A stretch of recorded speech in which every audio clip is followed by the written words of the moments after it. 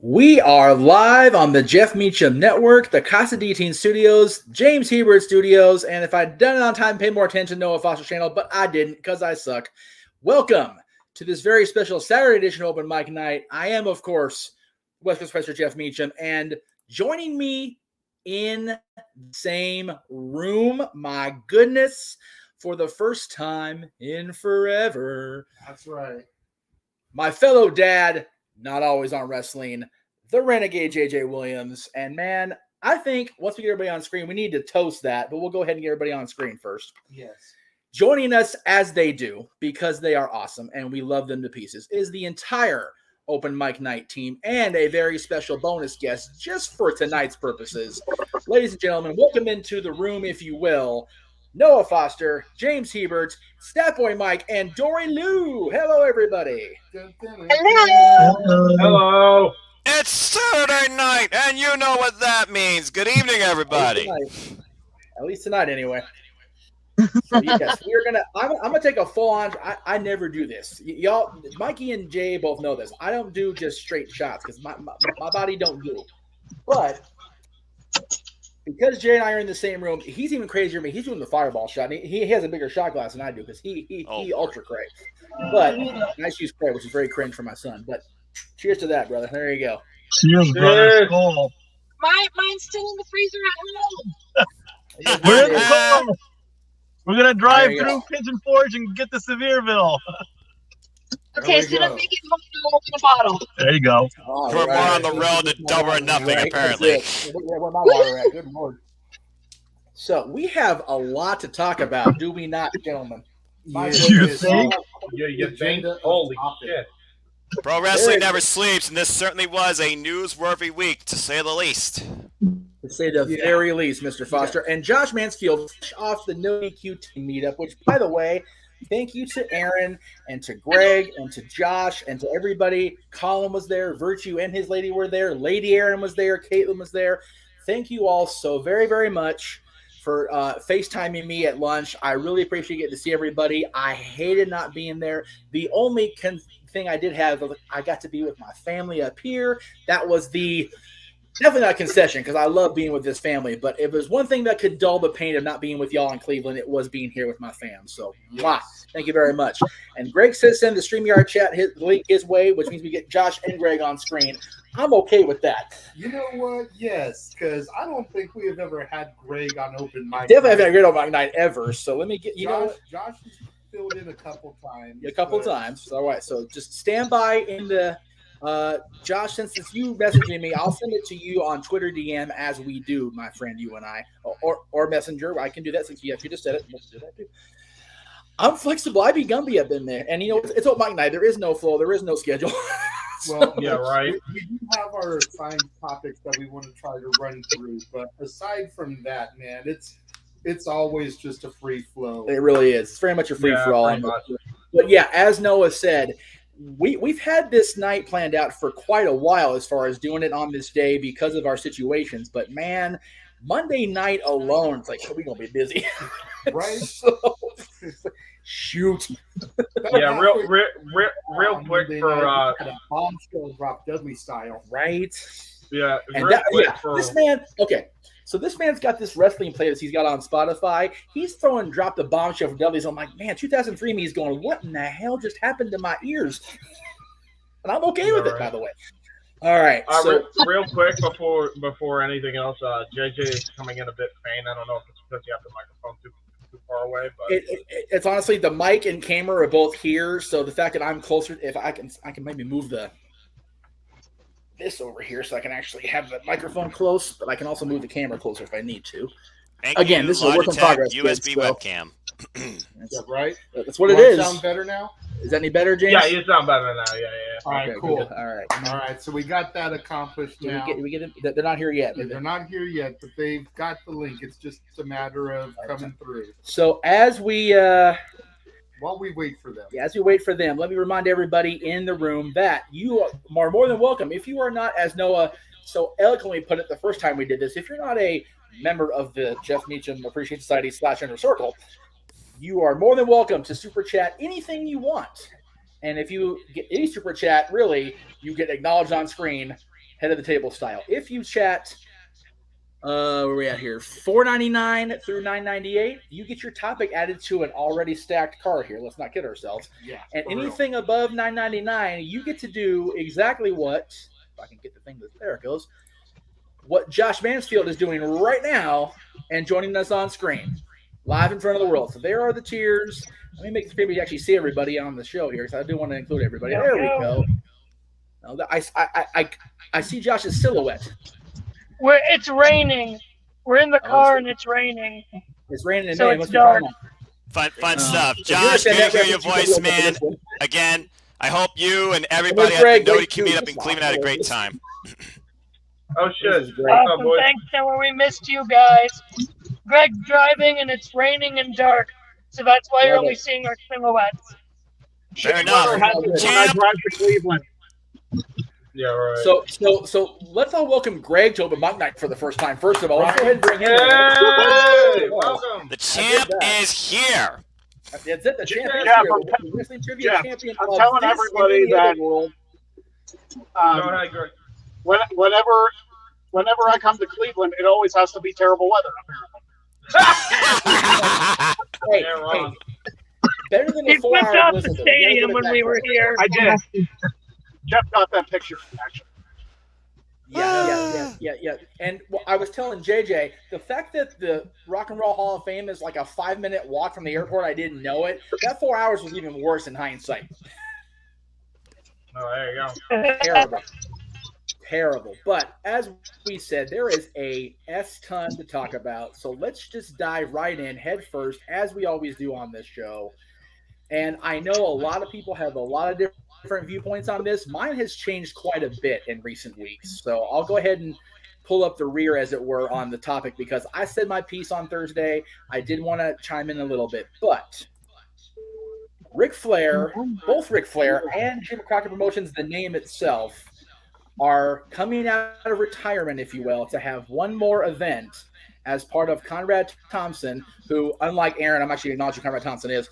Of course, Conrad Thompson, Ric Flair's son-in-law, the pod father, if you will. Yes. Yeah, 100%. Without question. There it is on camera for the first time together, even though we like this big. As part of StarCast 5. Now, James, you jumped on this immediately on social media, so I'm going to go ahead and let you speak your piece on the Nature Boy at 73, Jim Crockett Promotions at dead for 35 years almost. Speak your piece, brother. All right. So where to begin? I'll just put it in perspective for me. Ever since the Dark Side of the Ring came out, I have been against booking Ric Flair in any capacity for obvious reasons. I don't think the dude should. I think the dude at this point should be recognized for his career up to being outed for the horrible, heinous acts that he's done when it comes to women and sexually assaulting them. I just wait. What happened? Wait, what happened? Never mind. Go ahead. All right, fair enough. I'm just not for it. So I don't even refer to him. I don't even refer to him as Flair at this point now. I refer to him as Fleer, Richard Fleer. Everything up to WrestleMania 24, I consider him Flair at this point. That's my theory on it. I can't, and that's even a stretch for me personally with what he's done. I feel you. I will not support this. I didn't support it when the announcement first broke. I still don't support it now. I don't think, and this is not a disrespect to Jay. Like I get why he's trying to help him. I get why other people are trying to help him. I just think that he's had so many damn chances to try to correct his behavior that at this point it's like, he could try to change all he wants now, but at the end of the day, it doesn't matter because there are many people that are not ever going to live the scars down that he gave him. So that's number one. Number two, why would you even put yourself in this position to book a Richard Fleer at 73 years old to have another match? Like, that makes zero sense to me from a health perspective. You are putting yourself at risk doing this, I think. I don't think this is smart at all, just from that perspective. And I know that people are saying, oh, well, he's been cleared by about 50 doctors. Yes. Were they the doctors that Daniel Bryan saw? I don't think so. Probably not. I rest my case on this. I think it's a really, really dumb decision to even do this on both the fact that, they're booking Flair at all with this tumultuous past, and the fact that they're booking Flair just from a health perspective. Because I'll be honest with you, I don't really care if he decides that he wants to die in a ring, because I'm sure there are plenty of people that kind of want to see it happen after the crap he's done, which is probably rough to say, but it's the truth, because he really did those things, and you can't just ignore it anymore as long as people have ignored it. But even if you do care, it's because he's 73 years old and you're having him wrestle. That's irresponsible by the promotion. Love Conrad.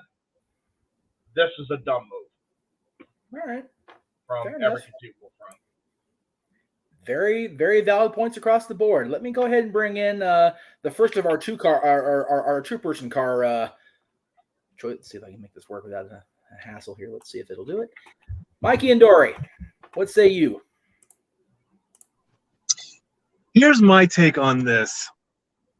Flair does not need this match. His legacy, without a doubt, he is the greatest of all time. There is no debate. Okay? No. There's always a debate, but there's always a debate. But in my opinion, we don't need. There we go. He doesn't need this. This I'm going to place this in the era of this is a wrestling or any sports person that just can't let the sport go. And I'm going to really hate myself for saying this. He's pulling a Tom Brady right now. Oh. I'm sorry. As much as I put down Tom Brady, he's playing Tom Brady's playbook. Tom Brady could have easily just walked away. No, Brady has to come back. Flair has to come back for one more match. Shaq would have to come back for one more title run. Okay?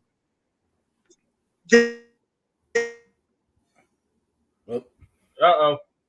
Ruh-roh. Ruh-roh, George. Here we go. They can't leave their legacy behind. It's not that they can't leave their legacy behind. They don't have a life outside of their sport, so they don't know what to do with themselves. There you go. Ric Flair does not need to have that match. He's putting himself at risk. I agree. That I will agree with. With that, where the hell did I put the tears? Who's he facing? Who's the guy? Right now, there's no set of who he's facing, what kind of match it'll be. The heavy rumor at the moment is it'll be him teaming with FTR against the Rock and Roll Express and third opponent to be named. It was put out there, not by Conrad, that Ricky Steamboat was offered. Steamboat put it out there that he declined the offer, which Conrad kind of shit on him for doing. So we honestly don't, again, this is much like what we're going to talk about in our main event topic. We really don't know everything right now. So let's just kind of call it what we call it and what we know here. Let's go with Mr. Foster. Let's go ahead and bring him into the situation because I do want to hear his thoughts on this. Noah, what say you about, and again, you are, as we've, it didn't do the thing. It didn't do the thing. Hang on. Can we do that? Hang on a second. No, we're working. There it goes. Let's try that now. See if that works. Nope, didn't work. We're trying. Anyway, Noah, as I try to adjust your damn screen here, you've definitely been the level-headed one of this bunch of us on the open mic nights and the commentaries in the last year. Do you? And again, Mikey made it clear in his view that he doesn't need it, but as somebody that was in Orlando for his quote-unquote last match that really meant anything, I kind of see where he's coming from in the way he felt he was forced to exit the WWE all those years ago. Do you think he needs it? Do you honestly – basically, what's your take on this overall? And before you do that. I will gladly acknowledge the super chat because thank you, PsychoJet, for the super chat. We appreciate it. $2. Would WWE bring in Tom Brady for WrestleMania? If they brought in Gronk and Tom got his money thrown his way, without a doubt.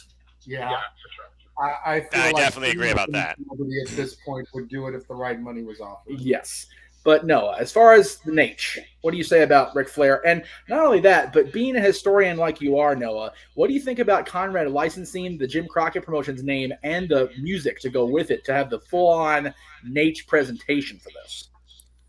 It's almost like Conrad wants to give Ric Flair maybe that moment he's looking for where he's like, I finally truly have captured everything that defines my career. But Dory pretty much hit the nail on the head. It's that old proverb that we heard from like Undertaker's last Brad documentary, chasing the dragon. You don't necessarily know how far you'll go for it, but you personally won't know when you need to stop it. And as she alluded to, when it comes to some of these people that lived literally in the industry, whether it defined themselves or whether it saved their lives to a degree or whether it changed their lives forever, some people can't get away from it and they don't know any other thing to do outside of it. As far as this goes, yeah, this seems a bit irrational to say of a decision. I understand that, okay, you still want to claim maybe that glory that I can still do this in the 20 by 20 squared circle that I've loved my whole life, that has defined my legacy, but I don't think I've had like the one match to say that I truly can step away from this. So it sounds like here he just wants one last big glory moment. Get the chop, get the figure four in, do the Ric Flair flop as he used to do. It's you know it's almost like when WWE like put him on that like win or done type run in the last year of his ride in WWE allegedly up to WrestleMania 24. It was like, okay, I understand you're kind of pushing the narrative, but why are you pushing the narrative? You see how much the man's given to the industry. You see how much the man gave to your company. There was something to me that was like, yes, he's facing Shawn Michaels, and that might be, as far as WWE goes, the big match he really needed to do that was left on his resume, as he alluded to. But I didn't think necessarily it meant that he had to be done, and I feel that ever since then, it's probably just left a sour taste in his mouth. That's probably why he went to TNA to battle the likes of Sting and recapture WCW glory. Not nearly as good. But yeah, as far as this just seems a bit out there for me, and I guess per se, it's just to, relive on old glory, because it's not a singles match, it is a trios match, it sounds like. But honestly, as a fan, I don't think he needs it. But I'm not Ric Flair, I'm not that man. That's up for him to decide in the end. I just hope he figures out before it's too late and he has another cardiac arrest. Right, exactly. Josh and Greg being Josh anyway being the James, go ahead real quick.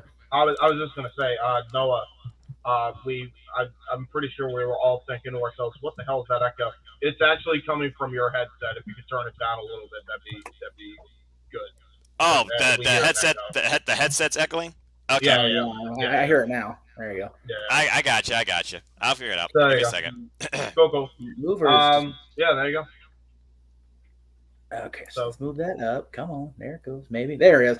All right, Josh, again, we've all acknowledged how youngin' Josh is in the group, but he's had quite a bit of showing off his chops here. He did all the Jericho research. He went through that WrestleMania list, so I know he's got an opinion that's going to be valid and detailed. Take it away, brother. Bring it, man. Thanks, guys. Greg and I are going to give our thoughts on this, then we'll probably head out and let you guys do the rest of this. When it comes to Ric Flair, for me, he's not the GOAT. He's one of the greatest. And if you want my thoughts on all those categories, see the latest column that the last open mic night spawned. Yes. I would not say that Flair is a Tom Brady.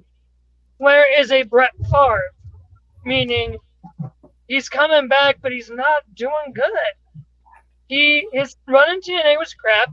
No, he did not want to be done when he retired from WWE. Vince forced his hand, basically. Mm-hmm. But he wanted to stick to his word, at least in WWE. Flair has, in his mind, thinks he's untouchable. He thinks that no matter what he does, he won't soil his image like Hogan has. He thinks he's untouchable, and that's just not true. I think this and some of his past problems has soiled people's thoughts on not only his image as a person, but just I think it's how to put a slight dent in his career. From a personal standpoint, at least when it comes to this, I do not think a 73-year-old man with a pacemaker and an alcohol problem should be getting in a ring and taking any kind of bumps whatsoever. Mm-hmm. It's flat out that, and same with Jerry Lawler. I will agree with people who say that we're going after Flair for doing this, but Lawler's doing it too. I think Lawler should definitely be watching it from his heart attack he had. So I am not in support of Flair doing this. I think he really needs to rethink things and just, the man has come close to death. I don't know how many times. I don't want this to be it for him. Mm-hmm. That's my thoughts. And here is your reigning, defending, undisputed Wrestling Trivia Challenge heavyweight champion of the world, heavyweight champion, East Coast Professor Greg Cherry. East Coast. Wow. Wow. That's a heck of an endorsement. I thought that was Tanae's gimmick, but okay. No, Jeff gave that to you, remember? Jesus Christ. Jeff gave you that title. The champ is here. But anyway, I'm going to play devil's advocate here for a little bit. How old was Fabulous Moolah when she won the WWF Women's title in 1999? 70-ish. I think she was older than Flair is now. Yes, she was. So we saw that training video with Flair and Jay Lethal. So I doubt that since it's a trios match, he's going to wrestle the entire time. Right. He will probably just do his greatest hits and call it good, slap on a figure four on somebody, and win the match. That's probably going to be it. So everybody blowing it up. It's not like he's doing, the Flair Steamboat Classics from '89. It's not like he's repeating the '92 Rumble performance. It's none of that. So I say, if he wants to do it, who are we to stop him? We're just concerned for his health more than that. On your channel, by the way. Yeah. There you go. I love it. So let me ask everybody this then. JJ, but actually, JJ's had a lot to say about this, and he's been. We'll see you guys.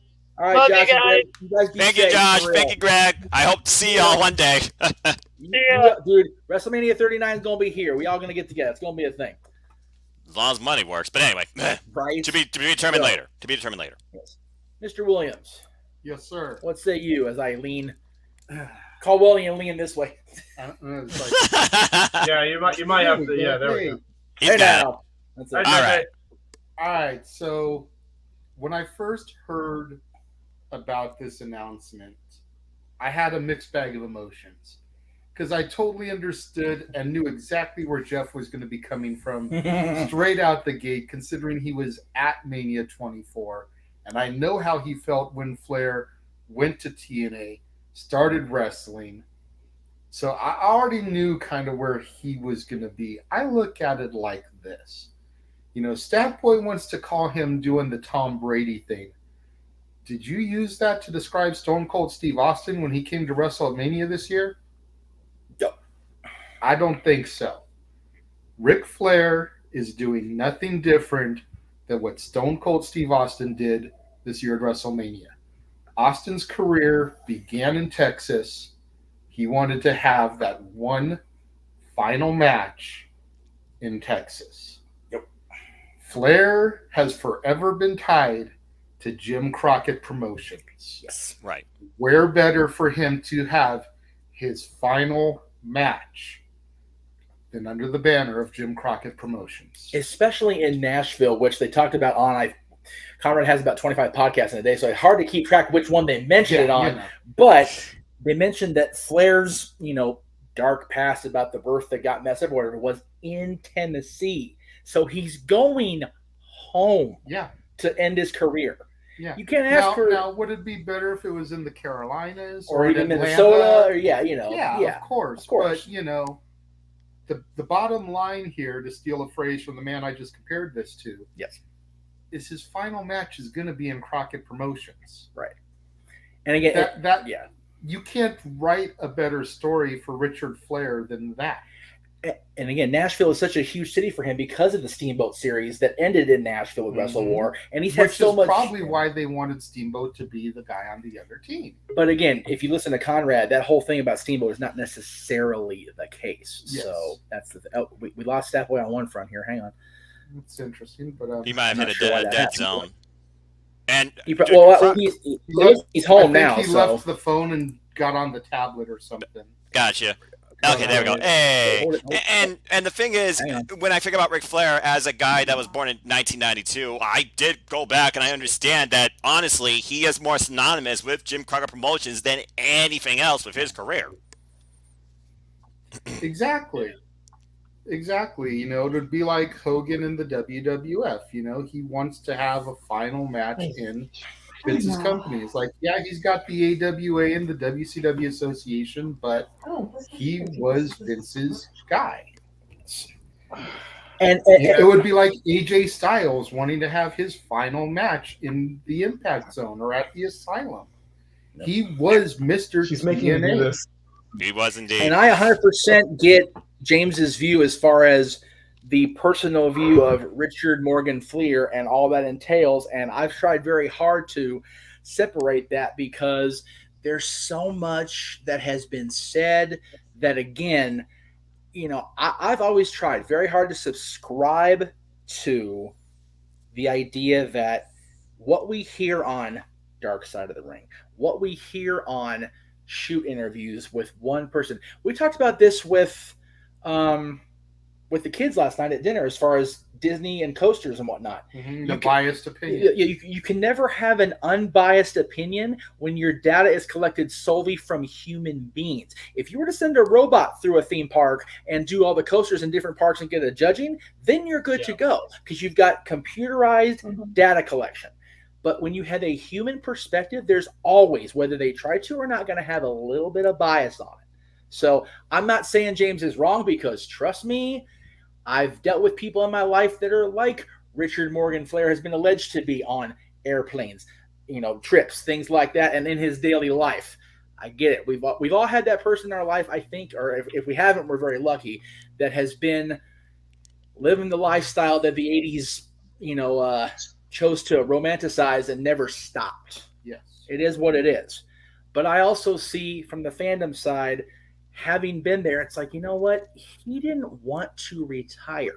He went along with it because it was a beautiful story.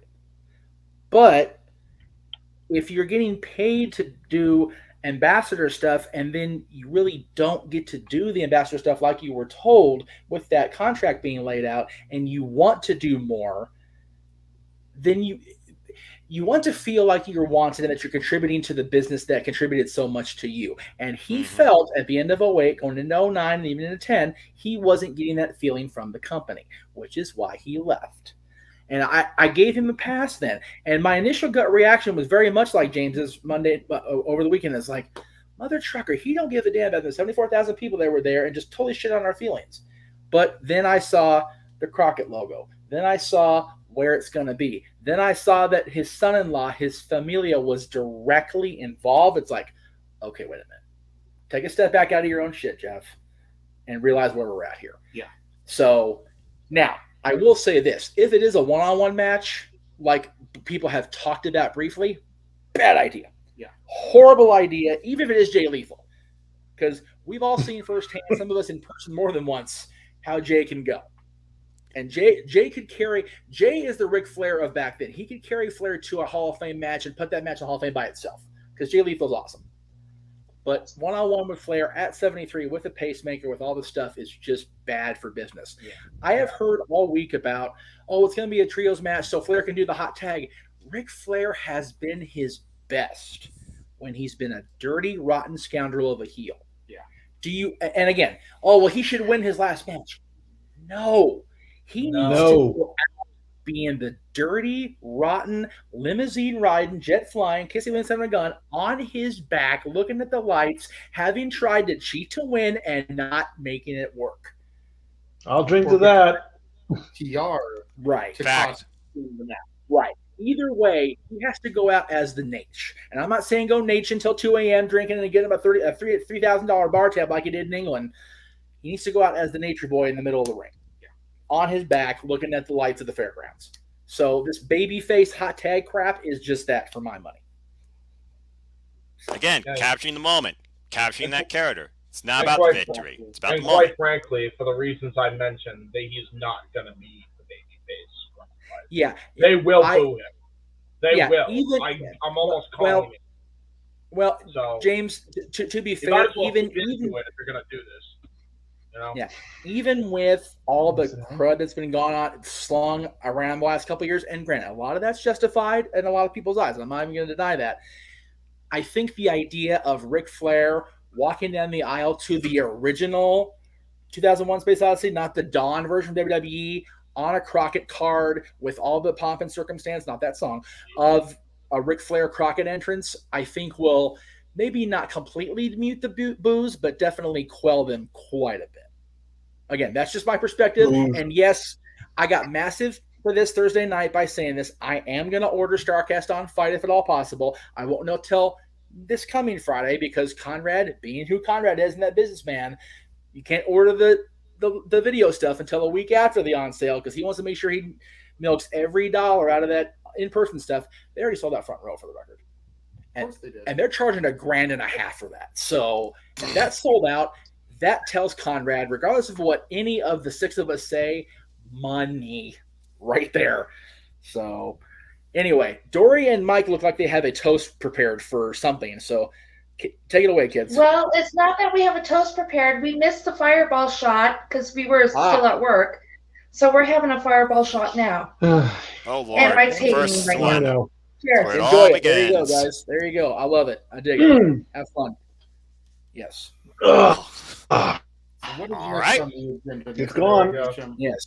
All right. So next on the docket is unfortunately something that you yourself, JJ, are not currently versed in compared to our two regular contributors, but we'll go ahead and bring it up because it was a major news item as far as in the peripheral independent media and definitely in Japan.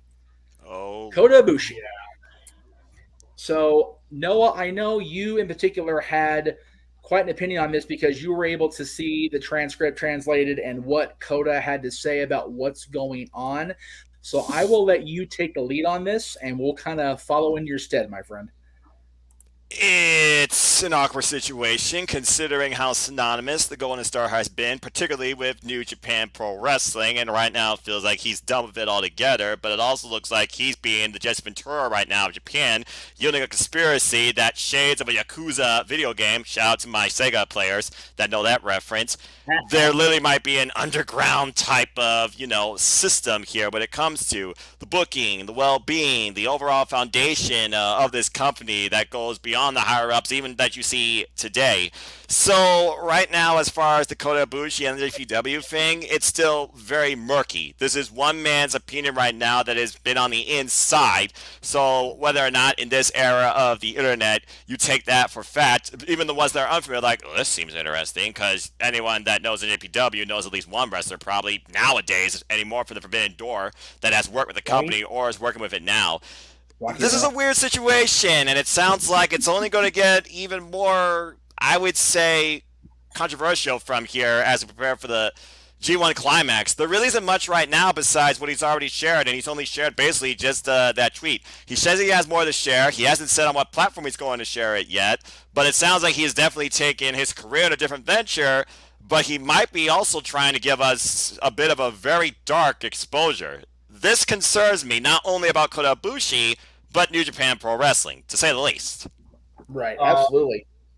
I also want to add some like a Cliff Notes version of what Noah kind of said. What we know now from Kota's side, we still have yet to hear from New Japan themselves, and who knows if they'll even come out with this yet. What we do know right now from Kota's side is he's claiming that New Japan's in bed with the Yakuza. Yep. The actual Yakuza, not the game. Right, now I got you. He's claiming that Gato sexually assaulted him. And he's also claiming, because apparently he's just given zero fucks at this point, that Tanahashi, Naito, and I think a few other stars that are like top names in New Japan cheated on their wives, spouses, and/or girlfriends. Wow. Which is none of our business, but still. That's like the least offensive thing on it. Like, it's a scumbag thing, don't get me wrong, but like, it's not going to affect the bottom line like the other stuff is when it comes to like Gato, who's the booker of Japan, is now getting accused of this. The thing that concerns me is we're right around the corner for Forbidden Door. Mm-hmm. If more stuff comes out, does this affect that? Because keep in mind, this event's sold out. So you can't just go back on it, but what happens if this comes out? We've seen Tony, go with public pressure, and he's taken people off before. So like, there's no telling what could happen in the next couple of months with this. And like, we're literally a month away from this crossover event. And not to mention, that's just one part of the pie here when it comes to New Japan and their ties with Forbidden Door. MLW's a partner with New Japan. Impact Wrestling is partnered with New Japan. Freaking AAA has recently in partnership with New Japan. This can destroy the potential of a Forbidden Door ever happening again. If this were to happen, because then then it's gonna be tight locked again because stuff like this is going down. And if you're a wrestling fan and you've seen what has been going on, and we've had a territorial renaissance pretty much. I just got done talking about this with Kuzon earlier today. Like, we have a territorial renaissance worldwide right now. That's the last thing that needs to go away right now. Oh yeah. So this is while again it's all speculative and we have no idea what the other side of this is, and I hope we find out sooner rather than later. Actually, in some cases, because of this event coming up, at least later rather than sooner, for AEW's sake and everybody else that paid a ticket to go to this thing. I hope we find something out, because we need more information than just from Coda. Like, we need some form of proof. We have seen text, but that's about as far as that goes. So I have no idea what could happen here. If more stuff come out. So. Mikey, do you have a comment on this one, or? I don't know much about it. I did quickly just look at the story, and the only thing I can say is that if Kota Ibushi is fearful for his life and with, right. I mean, the Yakuza is the Japanese mob. I'm sorry, and you don't mess with them. You do not, they are a dangerous group. So if he's fearing for his life and he doesn't want to do this, by all means, don't. That's all I can really say. I'm supportive of that, 100%. I don't. Sadly, I don't follow New Japan. I know I should, but I really don't have much on this, bro. Sorry. No, fair enough. No, it's perfectly fair. I mean, we've seen, we've seen controversy before in the industry. We've seen stories of exposure in the industry. It's led to lawsuits. It's led to firings. It's led to closers. It's led to absolute just withdrawals from the company and the fans and all within it. But like James said, in this era of a territorial renaissance where New Japan Pro Wrestling right now has so many interconnected webs with it, this could definitely be a hard hit. If all this comes out to be legit. They're legitimately right now the leading force of the Forbidden Door. They have every company under their umbrella right now. This is a bad sign if this comes out any more true. Seriously. Like, I would keep an eye on it. Absolutely. So before we move on to the next topic, let me go back real quick here to the Flair story, because there were a couple of comments that I didn't get a chance to address, and mainly because Jerry popped in and commented on somebody else's comment, so I wanted to bring everything up as I could here. James, our buddy James, different James. There's so many Jameses in this group, I swear. He says, if Rick truly walked away at WrestleMania 24, he would be on my Mount Rushmore. I simply can't count on him as a shoo-in anymore. Tarnished legacy, but I hope I have to eat my words after this. My fear is that we will get an ending for Rick like Randy the Ram from The Wrestler, of course. If you talk to most people that were involved in The Wrestler, Randy the Ram actually did perish at the very end of that movie. So I get where he's coming from. And Jerry, JJ's dad, of course, popped in with, I agree with James regarding Flair. So there is that. So thank you, Jerry and James. We appreciate the feedback. Hey, Eric, good to see you. Shout out to our ATW. Okay. I honestly didn't know who that was, and I apologize for my ignorance on that. So I'll go ahead. No problem. Since you guys will acknowledge them, I'll go ahead and bring it up there.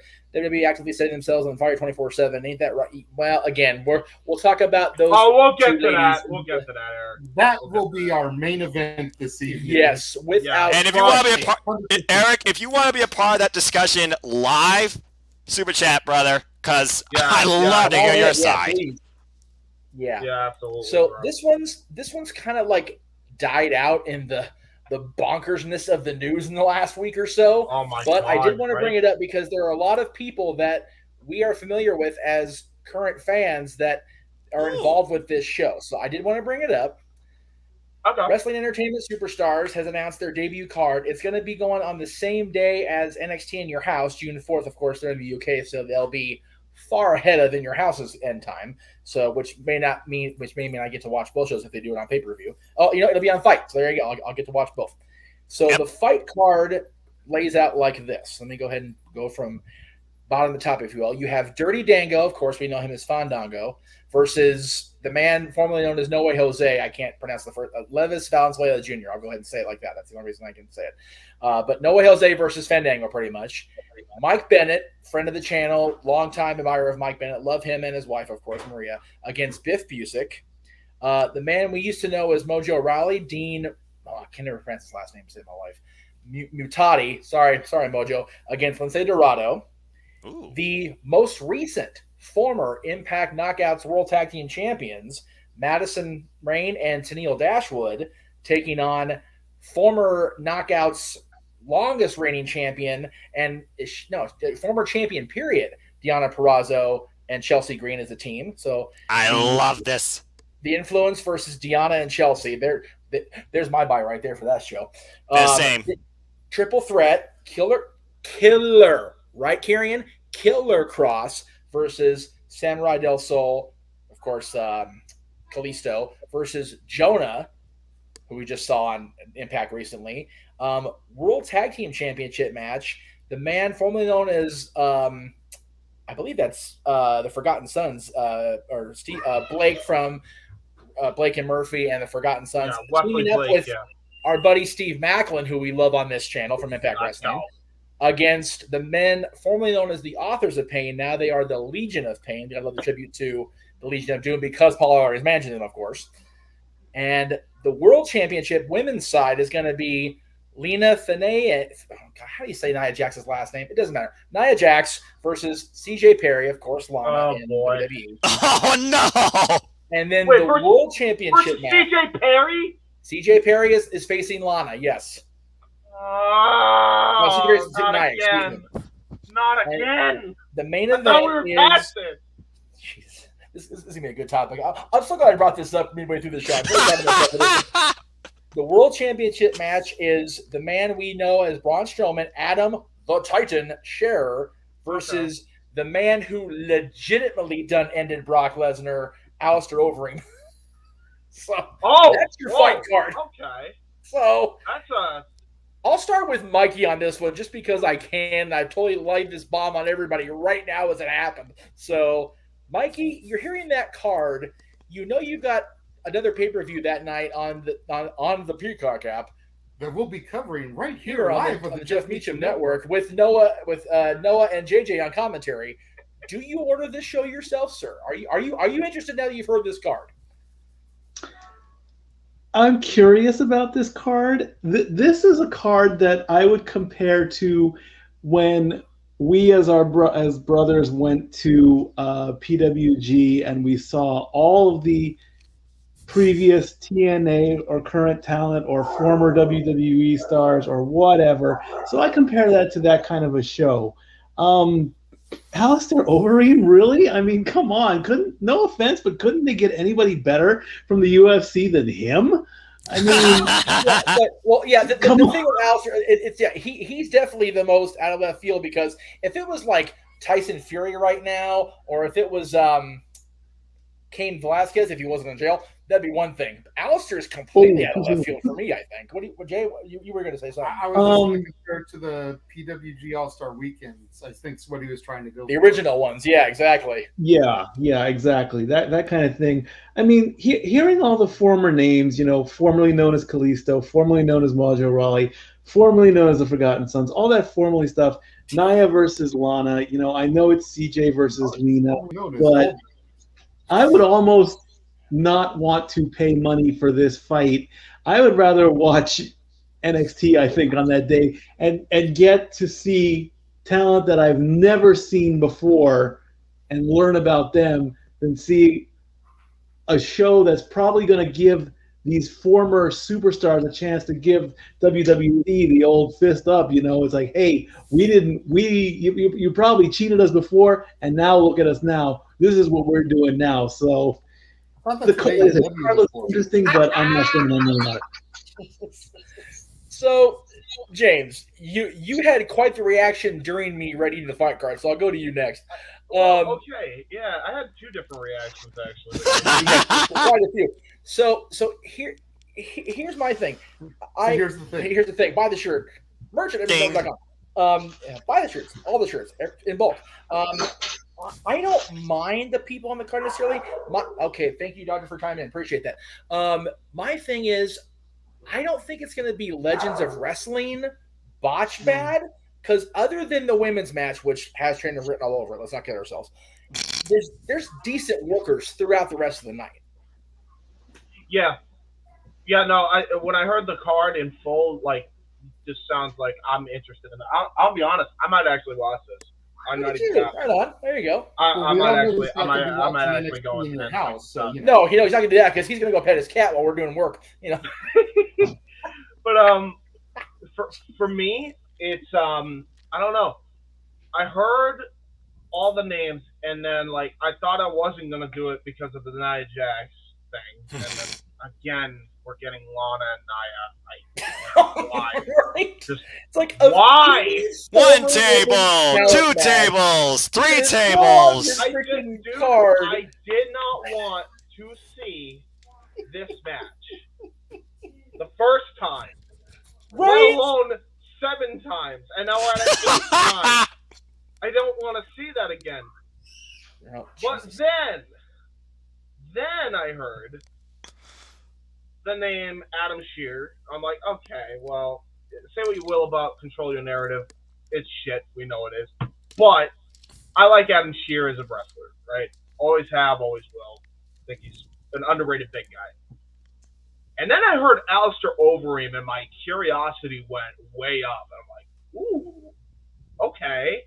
This is either going to be a train wreck, or this is going to be catch me by surprise. Either way, I'm here for it.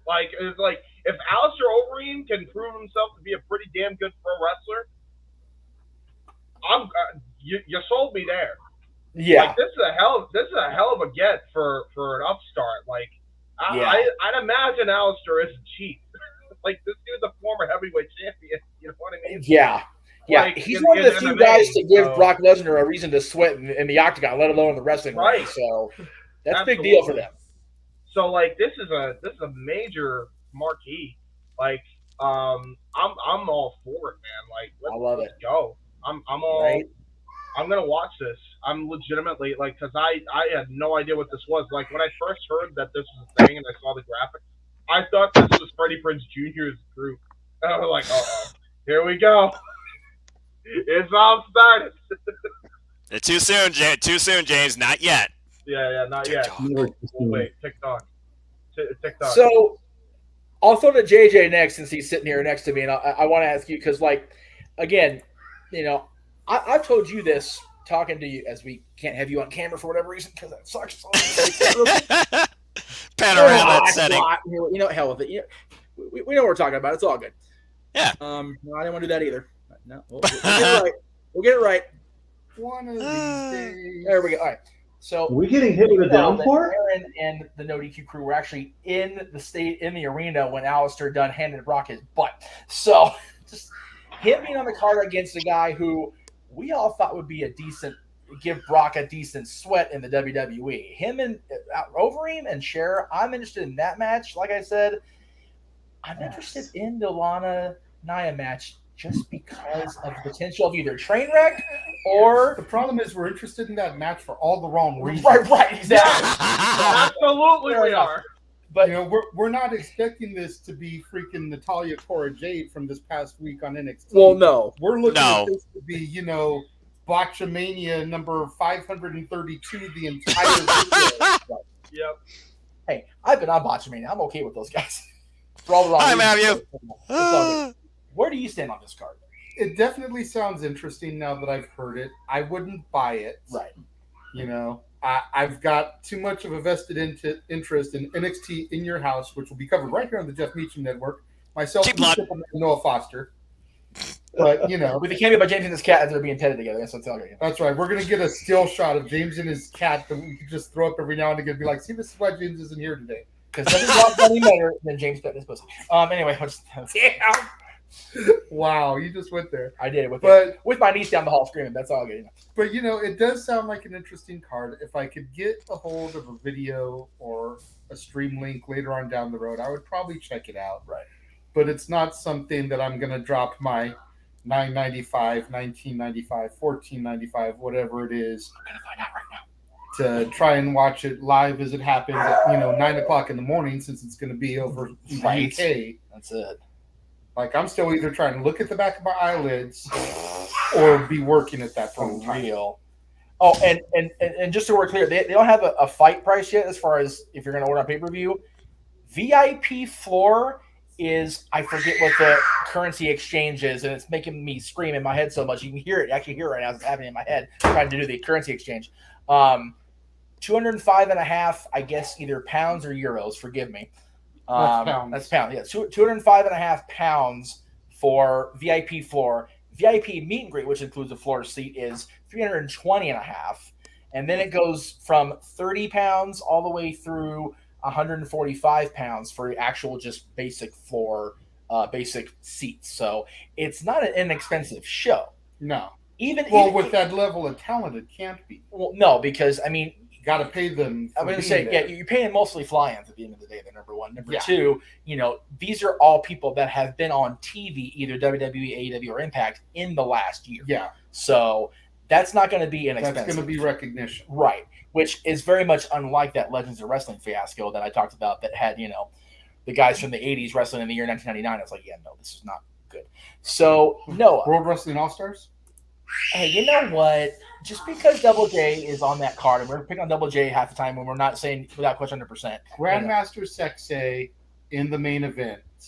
I'm just going to leave it there. Yes, Stat Boy. You're asking about the conversion rate. If you said 320 pounds, that's pretty close to $400. Say it again, Mikey. I'm sorry, we lost you there. If you're asking how much 320 pounds is in dollars, it's very close to 400. That's ridiculous. That seems about right based on what they're offering for that. That makes sense. So hashtag Statboy approved. Hashtag buy the t-shirt. That's right. Hold on. Again, what's.com. I've seen bigger. Oh, go ahead, James. I'm sorry. I was gonna just say I've seen bigger star shows that are way less, but for whatever reason, you combine this show, which is currently in the UK, and then you get the Clash of the Castle. Why are the events in the UK so fucking expensive? What the hell? Again, you factor on the things.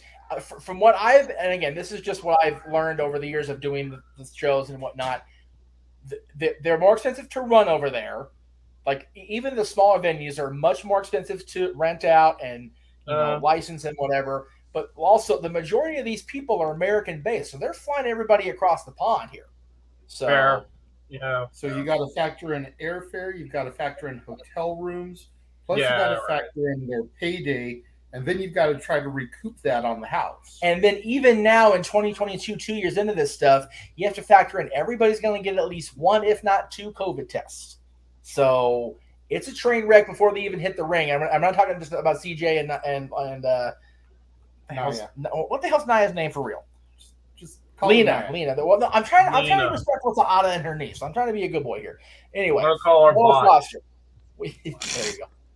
Noah Foster. What say you as the simple man with the relatively respectful opinions more often than not? It's an intriguing endeavor, especially in the UK area, where really the UK has never been the same since NXT UK became a thing. And I've seen Rev Pro, which is still very much a thing that works in New Japan Pro Wrestling. They have, of course, Over the Top with Scrapper Mania. They, of course, have the all-women's promotion Pro Wrestling Eve. So I don't know how far this venture goes, whether it's going to be like a monthly or quarterly thing. And commentary apparently is going to be led by Drama King, Matthew Raywald, and also the coach, Jonathan Coachman. But again, this show, there's a lot of familiarity here when it comes to us fans here in the West, whether you've seen somebody in Impact, in New Japan, in WWE particularly, NXT for that matter. So I'm intrigued by it. And then, like you said, as soon as you drop that name in the main event going against the former Braun Strowman, when I think about Braun Strowman, I'm cheer, the Titan, going up against the likes of Tyson Fury, this one right here is the match that I have the most curiosity about. As far as the other ones, hey, maybe the Influence versus Virtuals and the Hot Mess could lead to, I don't know, future Knockouts Tag Team Championship match at WrestleMania. I'm just saying. I mean, I've seen, being an Ultimate Insider, how much outside independent wrestling matches they do play a factor into what Impact Wrestling does, but they also show us a little bit too.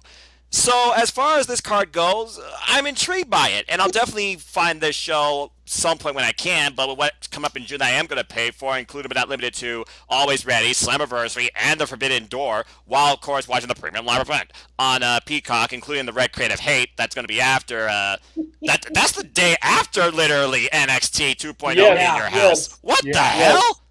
Oh, Lord, I don't have a free weekend in June. Well, I know I'm busy. But that being said, a lot of names from 205 Live, NXT. This show intrigues me, but it's definitely the main event right now that I have the biggest point of curiosity. You're talking about having no weekends off. I think this man has like 2 clear days the entire month of June. I have legitimate 4 days off in June, none of them consecutive, only 2 Saturdays. There you go. That's before he looks at other people's schedules. Yeah. For the record, Noah, it's Alistair Overeem that's fighting out of Cheer, not Tyson Fury. I didn't get the name. The thing is, I don't know like a lot of those like MMA names, but I'm familiar with, of course, who Brock Lesnar faced to a degree in MMA and who gave him up for his money. So again, either way, either Overeem or Fury would give Strowman, although Overeem would give more of a run for money because Fury's right. Kind of I guess my biggest thing about this, even though I think World of Sports, WLS, was more local based, I just wonder how far this thing's going to go. But I hope it does well for town and all who see it. Yeah, actually, I do too. Definitely. James, the next topic I'm introduced is one you sent the audio clip of. I obviously don't want to incur the wrath of the Podfather and get a horse head delivered to him. A horse head delivered to my bed. Yeah. So as we go,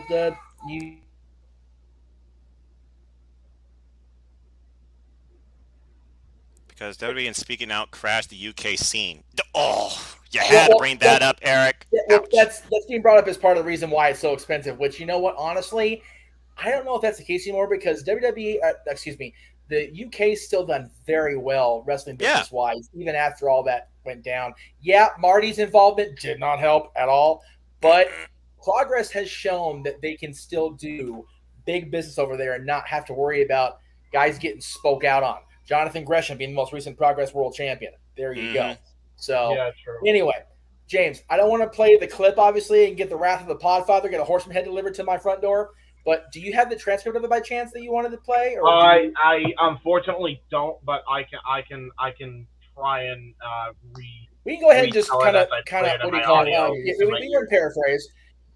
But basically, how this laid out was this came up on 83 Weeks recently, and it definitely caught everybody's ears and eyes because it's coming from who it's coming from, and it seems you either love E or you don't, and that's just the way it's always been with Bischoff.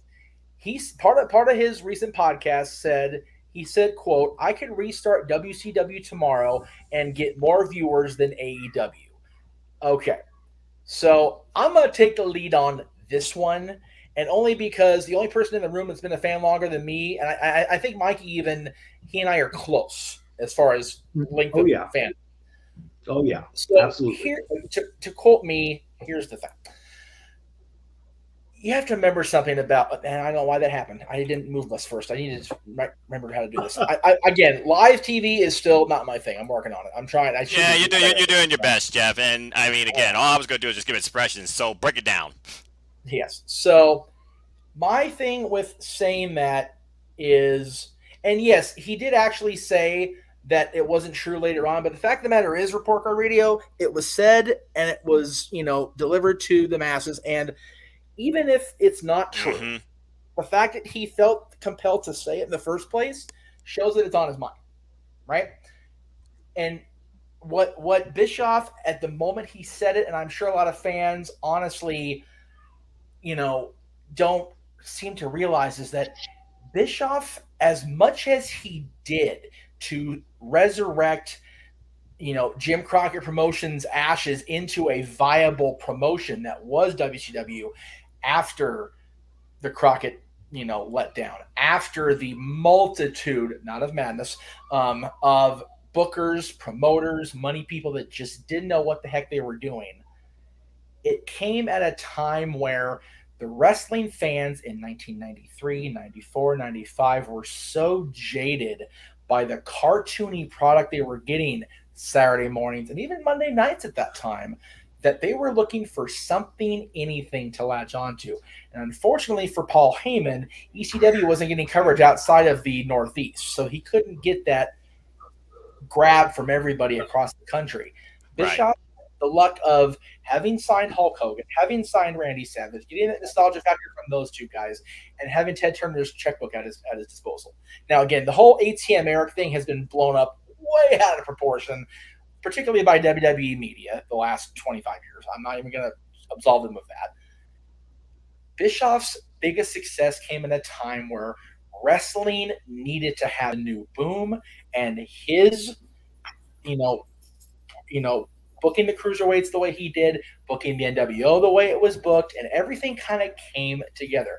The biggest quote on the NWO, like, the stars aligned, and it did. You had the NWO, you had the cruiserweights, you had Bischoff's WCW was that proverbial three-ring circus. You could go to his shows and find something in every single ring of that show and walk away. You were satisfied at one way or the other by the time that 2 hours of Nitro was over. The WWF only could respond with, we have to do better or we're going to die. And Vince did, like Vince has always done. There's a thing in the chat room saying that no, it wasn't misquoted, because I actually heard him say it myself on the show. But thank you for bringing that up anyway. There's a thing in there that says he crashed Impact and WCW will only do well from nostalgia factor. You know what? So did ECW. Because ECW One Night Stand, the first one, was amazing. Even the second one was decent.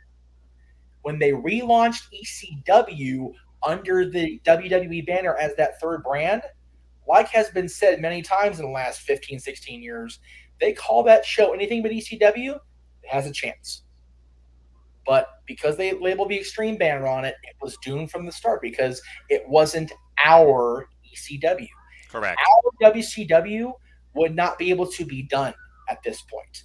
It was honestly close enough to the end of ECW in 2005 that enough of the people were able to come back. You bring WCW back now, as it was, with the people you had, forget it. It's not going to happen. They're either old, dead, or should be. Right. Flair, great. Again, you talk about Flair. Great example. Do you want Nate in the main event of Nitro against Sting in 2022? No. Do you want Hogan hobbling his broken back out there with his 25 leg drops and one hit, brother? Of course not. You barely want Sting in the main event tag teaming with Darby Allin in 2022. Exactly. The fact that we're BITCH, I'm trying to keep it down for the 5-year-old, about Flair being in a trios match in 2022, you don't want him main event Nitro again. So now, if Bischoff were to relaunch Nitro or relaunch WCW and have a current crop of talent that's not signed by major company that we've all seen on the indies or go through the proverbial forbidden door, then maybe he has a discussion topic. And I won't disagree with that. But there's another good point there about nostalgia. The nostalgia factor of the WCW name would not be enough because it wouldn't be the talent that WCW had. They had the best variety. The cruiserweights on that show were amazing. You had Mysterio, Jericho, Malenko, Psychosis, all the luchadors, Eddie Guerrero's, both Guerreros, yeah. You had the NWO, you had Raven's Flock, you had Piper, you had Flair, you had the Horsemen, you had partnership with New Japan. Yeah. People coming to Japan. You had Diamond Dallas Page. Thank you for that. I appreciate that. You had the Nitro Girls as the novelty act in between matches. There was so much that was good about that show that a lot of it, just on a PC level, doesn't work in 2022.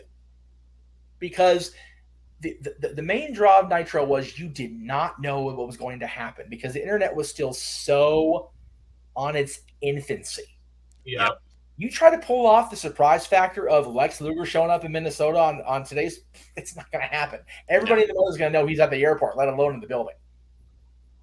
So Cody Rhodes WrestleMania, yeah, seriously, the worst kept secret this year. Yeah, seriously, that was the worst kept secret than Pat Patterson's identification throughout his career. Okay, I'm sorry, it was and it always will be. It was so bad, and again, people have their opinion on whether it should have been a surprise or not. The bottom line is, and I'll pass it over to JJ since he's on camera and I'm trying to get this thing organized anyway. I don't think we need to rely so much on nostalgia necessarily, and I don't know where because you became a fan when Bischoff's WCW was starting to filter downward, and the WWF was starting to really rise up. They'd already won their first battle in 83 weeks, and they were your first major pay-per-view that you were identified with was SummerSlam. So you were already WWE was already kicking that butt. So nostalgia, I don't think would work unless you have the right ingredients in the chili pot. Yeah, I was going to say, to get on to your point about what you were talking about, Bischoff was lucky because he had the right ingredients at the right time. You know, there's enough unemployed talent from WWE's 35 cuts last year. Yeah. Rounds, not people. 35 rounds of cuts. Yeah. Botch. You have the talent roster for a new WCW, a new Nitro, even a new Thunder. Mm-hmm. Yep. But the problem is that you just end up dividing the audience even more. Which was originally their fear when they first did Nitro, was that they were going to divide the audience. It didn't work out that way, luckily for everybody, but I mean, it'll happen now. You look at the way the IWC is these days with the AEW versus WWE crowd. Yep.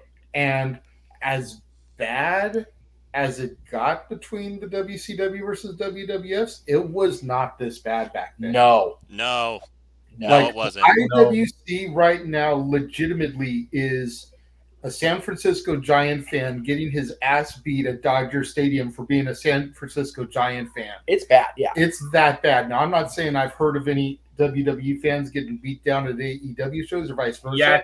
But that's how rabid the fandom is. Yeah, and I agree with that stuff. Yeah, but that's how rabid the fandom is, and it's horrible. Yeah, it's horrible. You add WCW into the mix now, or Nitro, or whatever he wants to rebrand it as, it's just going to get worse with today's internet community. It's just WCW 2.0.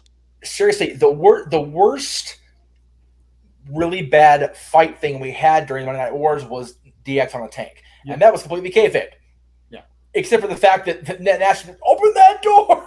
It's like, again, that was one of those, if it could have happened, it would have been awesome. I can kind of see your chats here in the chat room since we're sitting next to each other.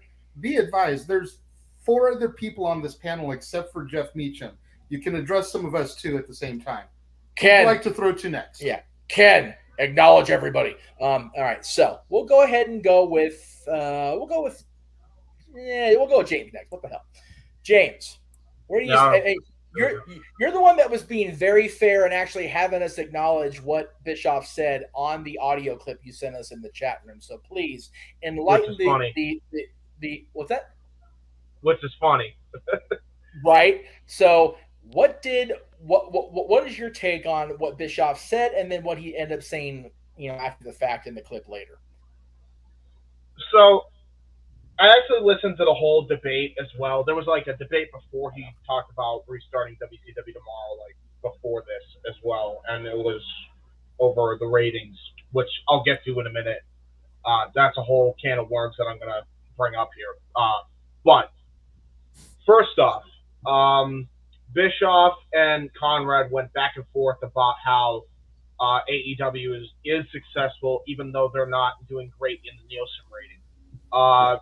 And Bischoff said, well, it doesn't matter because they still have 2.4 million people. WrestleMania was the most watched thing, and all these other factors made for more money. And granted, probably on a global scale, they probably are. And they're probably even domestically here, all things considered, but that doesn't mean AEW isn't succeeding, which was Conrad's point.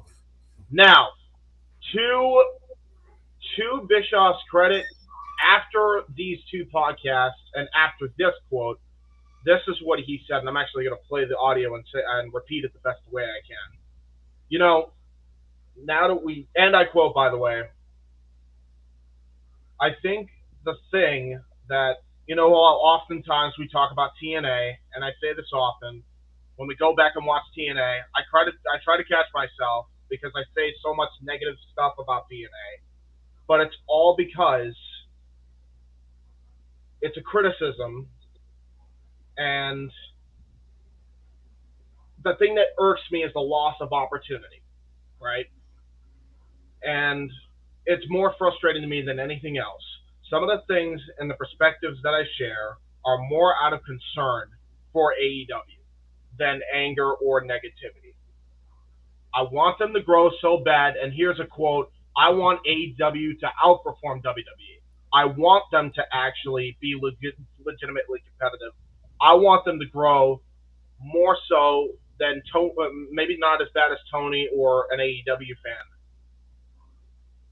or even the people that work there.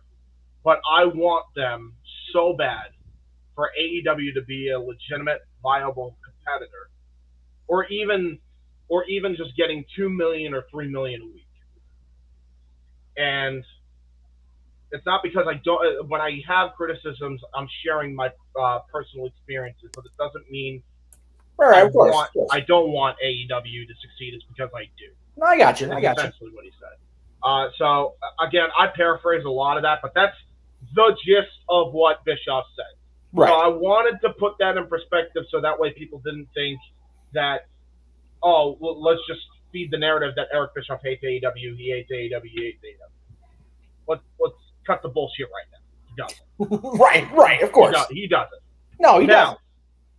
With that said, here's where Bischoff is just completely off left field, because this is the truth, and I think we even covered it last 2 weeks ago on Open Mic Night. The Nielsen rating in 2022 is and will be a crock of shit. Right? It always will be. Listen, yes. JJ, here's an example. You watch AEW and other wrestling products on Hulu, correct? JJ actually is doing what you did and taking a tinkle. He'll be back momentarily. Oh, fair enough. Yeah. He's back now. James, say it again. JJ, just to put in perspective, and what I mean by the Nielsen ratings a crock of shit. You watch AEW on Hulu, right? Or you watch wrestling products on Hulu, correct? Yes. I watch WWE programming on Hulu. I watch AEW and New Japan usually on DVR. Fair enough. So you watch it on DVR, which again, we already broke it on 2 weeks ago. Guess what? They get 1 million every week, even with the Nielsen rating, when you factor in DVR numbers. Noah. For perspective, that last little tidbit of information just makes Noah all kinds of giddy. Right. Because I'm actually watching AEW and New Japan on a regular. Yes. Now, Noah. So speaking of Noah, how do you watch AEW? I know you use a Roku device. What do you use to watch AEW on that? Are you just talking about Dynamite or Rampage or everything? Both. Dynamite and Rampage is Sling live, and as far as everything else, I watch wherever they are. I literally watch all Elite content every week on time. I watch AEW Dynamite and Rampage on Sling. I don't know about Staff Boy if he's still in the chat. Staff Boy, how do you watch AEW? I'm curious. If I do ever catch AEW, I try to watch it live. Otherwise, as far as the other stuff, it's just reading reports. Gotcha. But all right, fair enough. So I venture to guess that everybody that I just mentioned in this room, more than likely, myself included, does not have a Nielsen box, correct? Correct. Okay, so there you go already. I've been saying for months now to stop reporting on these fucking ratings, because what you are actively doing is making the company look worse than they're actually probably doing. Amen. I actually listened to a podcast recently on Danhausen's podcast, and Danhausen in character was interviewing Brian Quinn from Impractical Jokers, right? And they did a whole joke, and Quinn did a really crazy statistic that I didn't even expect. And he said, Danhausen, you put the curse on all the other networks so that we could do a better number? 7.2 million people. Best number we ever had. And while it was a joke, but also serious because of the number, I heard 7.2 million people. I'm like, what the hell? Is that a Nielsen number? I'm curious, right? Looked it up. Wasn't a Nielsen number. That's worldwide viewership. Guess how many were domestic? Estimated. Close to 4 million people. So naturally, I went on and tried to look up statistics on what AEW does streaming-wise. They do around the same number as Impractical Jokers, if not more in some cases. Well, see, there you go. And that's worldwide. Domestically, They do about 3 million every week. And that's not even factoring in other means to watch it, because I couldn't find any on the TNT app and the CBS app. Right, of course. People do watch AEW on that. So again, there is no way only 800,000 people watch, and every other business metric that AEW has gone up. There's no way. Dude, and here's another statistic for you. Before the advent of the WWE Network, right, AEW has competed with WWE pay-per-view buys from 2013. Oh, yeah, definitely. So, it doesn't make sense. This logic makes zero sense. They're obviously doing good numbers. Yeah. Clearly they're doing good numbers. Otherwise, TNT wouldn't be happy with them. No. Period. It's unbelievable to me that the narrative is that AEW is doing bad in the ratings. We don't even have all the full statistics yet. And by the way, these are just estimations on as far as domestic goes. But worldwide, AEW has got a great presence. Now, it's not to the level of WWE. WWE crushes them globally. But do people now realize, if you follow this stuff, AEW got the Sky Sports fucking slot in Italy. They got the Italy's time slot that WWE left because they left Sky Sports and went to BT Sport. Right. AEW swooped in, got that deal for half the price, and they're getting more profit for AEW content than they ever did the last 5 years of WWE content. Very true. Clearly they're doing well. You just don't have all the statistics because you don't have them. You legitimately don't have them because they're not a publicly traded company. That doesn't mean they're not succeeding, because the information that we do know is AEW, with 800,000 Nielsen live viewers, 900,000 Nielsen live viewers, has over 200,000 people buy into pay-per-views, has over 1 million in merch, and potentially could do up to 1 million in the video game. That's what we know. So that makes no sense to me, because you'd be lucky to get 15,000 of those people if it was just by Nielsen. So clearly there's more people that are watching AEW than what's led to be believed by them.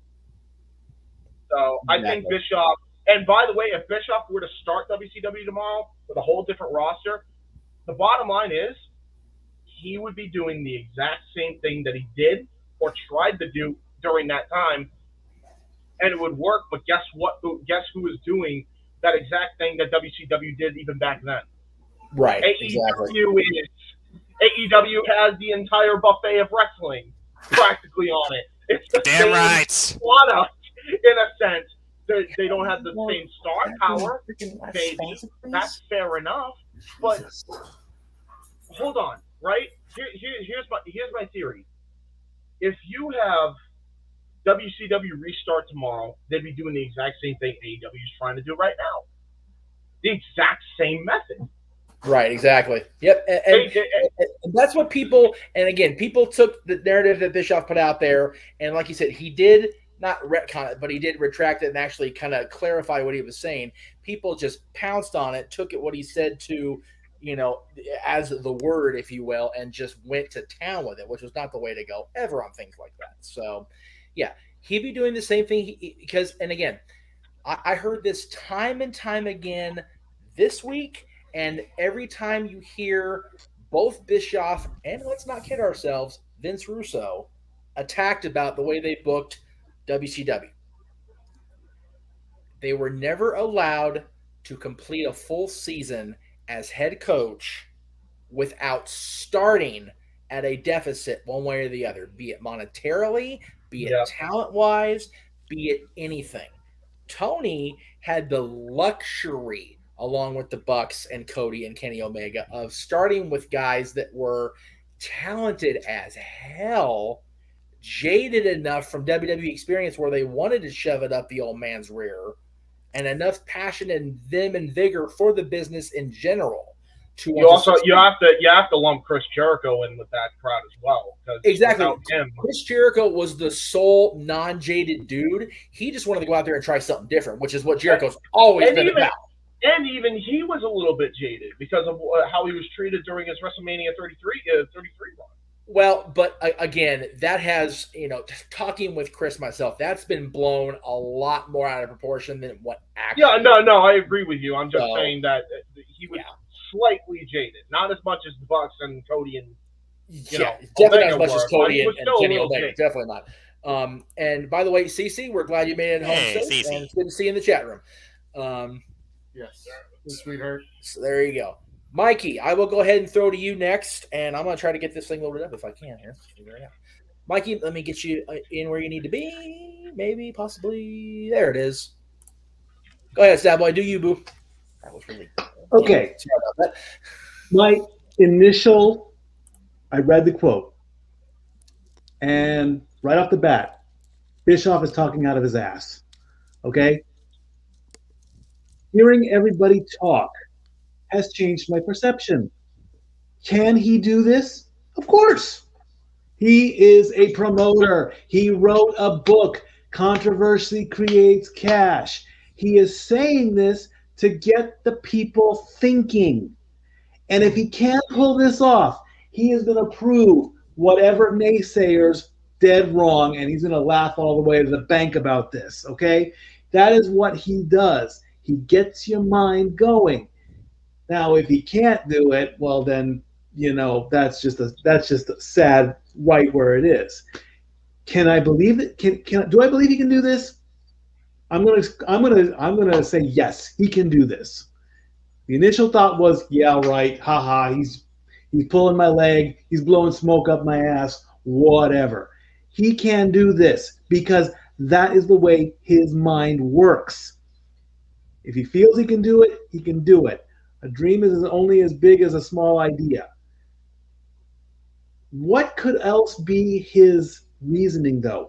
Does he want to challenge AEW? Does he want to say that WCW could be bigger than AEW? Absolutely. Maybe so. You never. That's what I'm thinking on this one right now, folks. I truly think that yes, he can do this.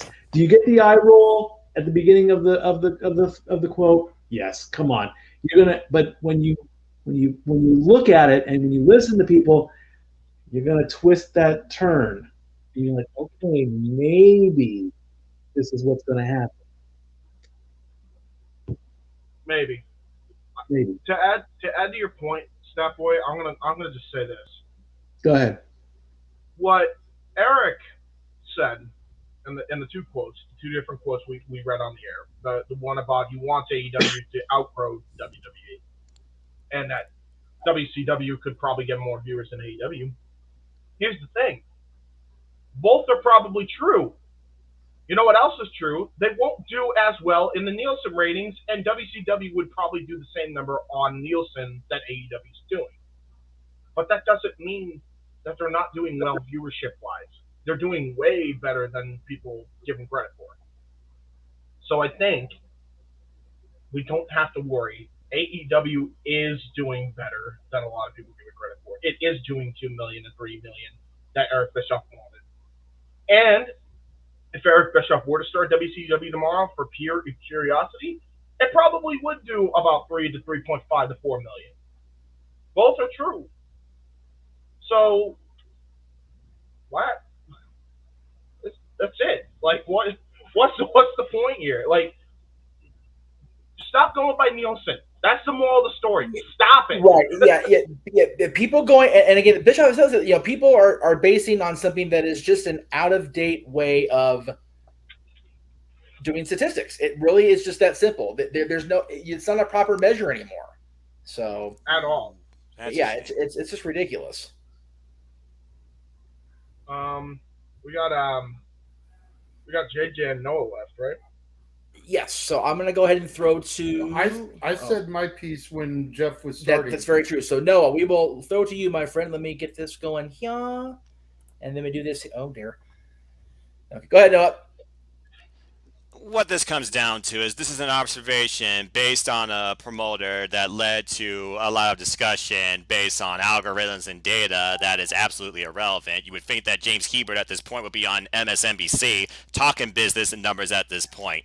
At the end of the day, I'm just like, okay, whatever, because those that rely literally on their fandom or their point are saying that they're right based on numbers by this out-of-date system that is so highly out of order when you think about how far it goes to watching, viewing, observing wrestling nowadays, live or on demand, is absolutely ridiculous. I go like Breeding Up Better says, if you literally use numbers towards your, facts as a fan, get the hell out of here. I'm blocking your ass. So as far as this quote goes, I will say this, because I grew up mostly on the WWF. Nowadays, when it comes to the wrestling industry, there is more variety than ever. There's more talent than ever, whether they're right now free or being created. And I would even give NXT 2.0 some credit for that too. Hello, Cora Jade.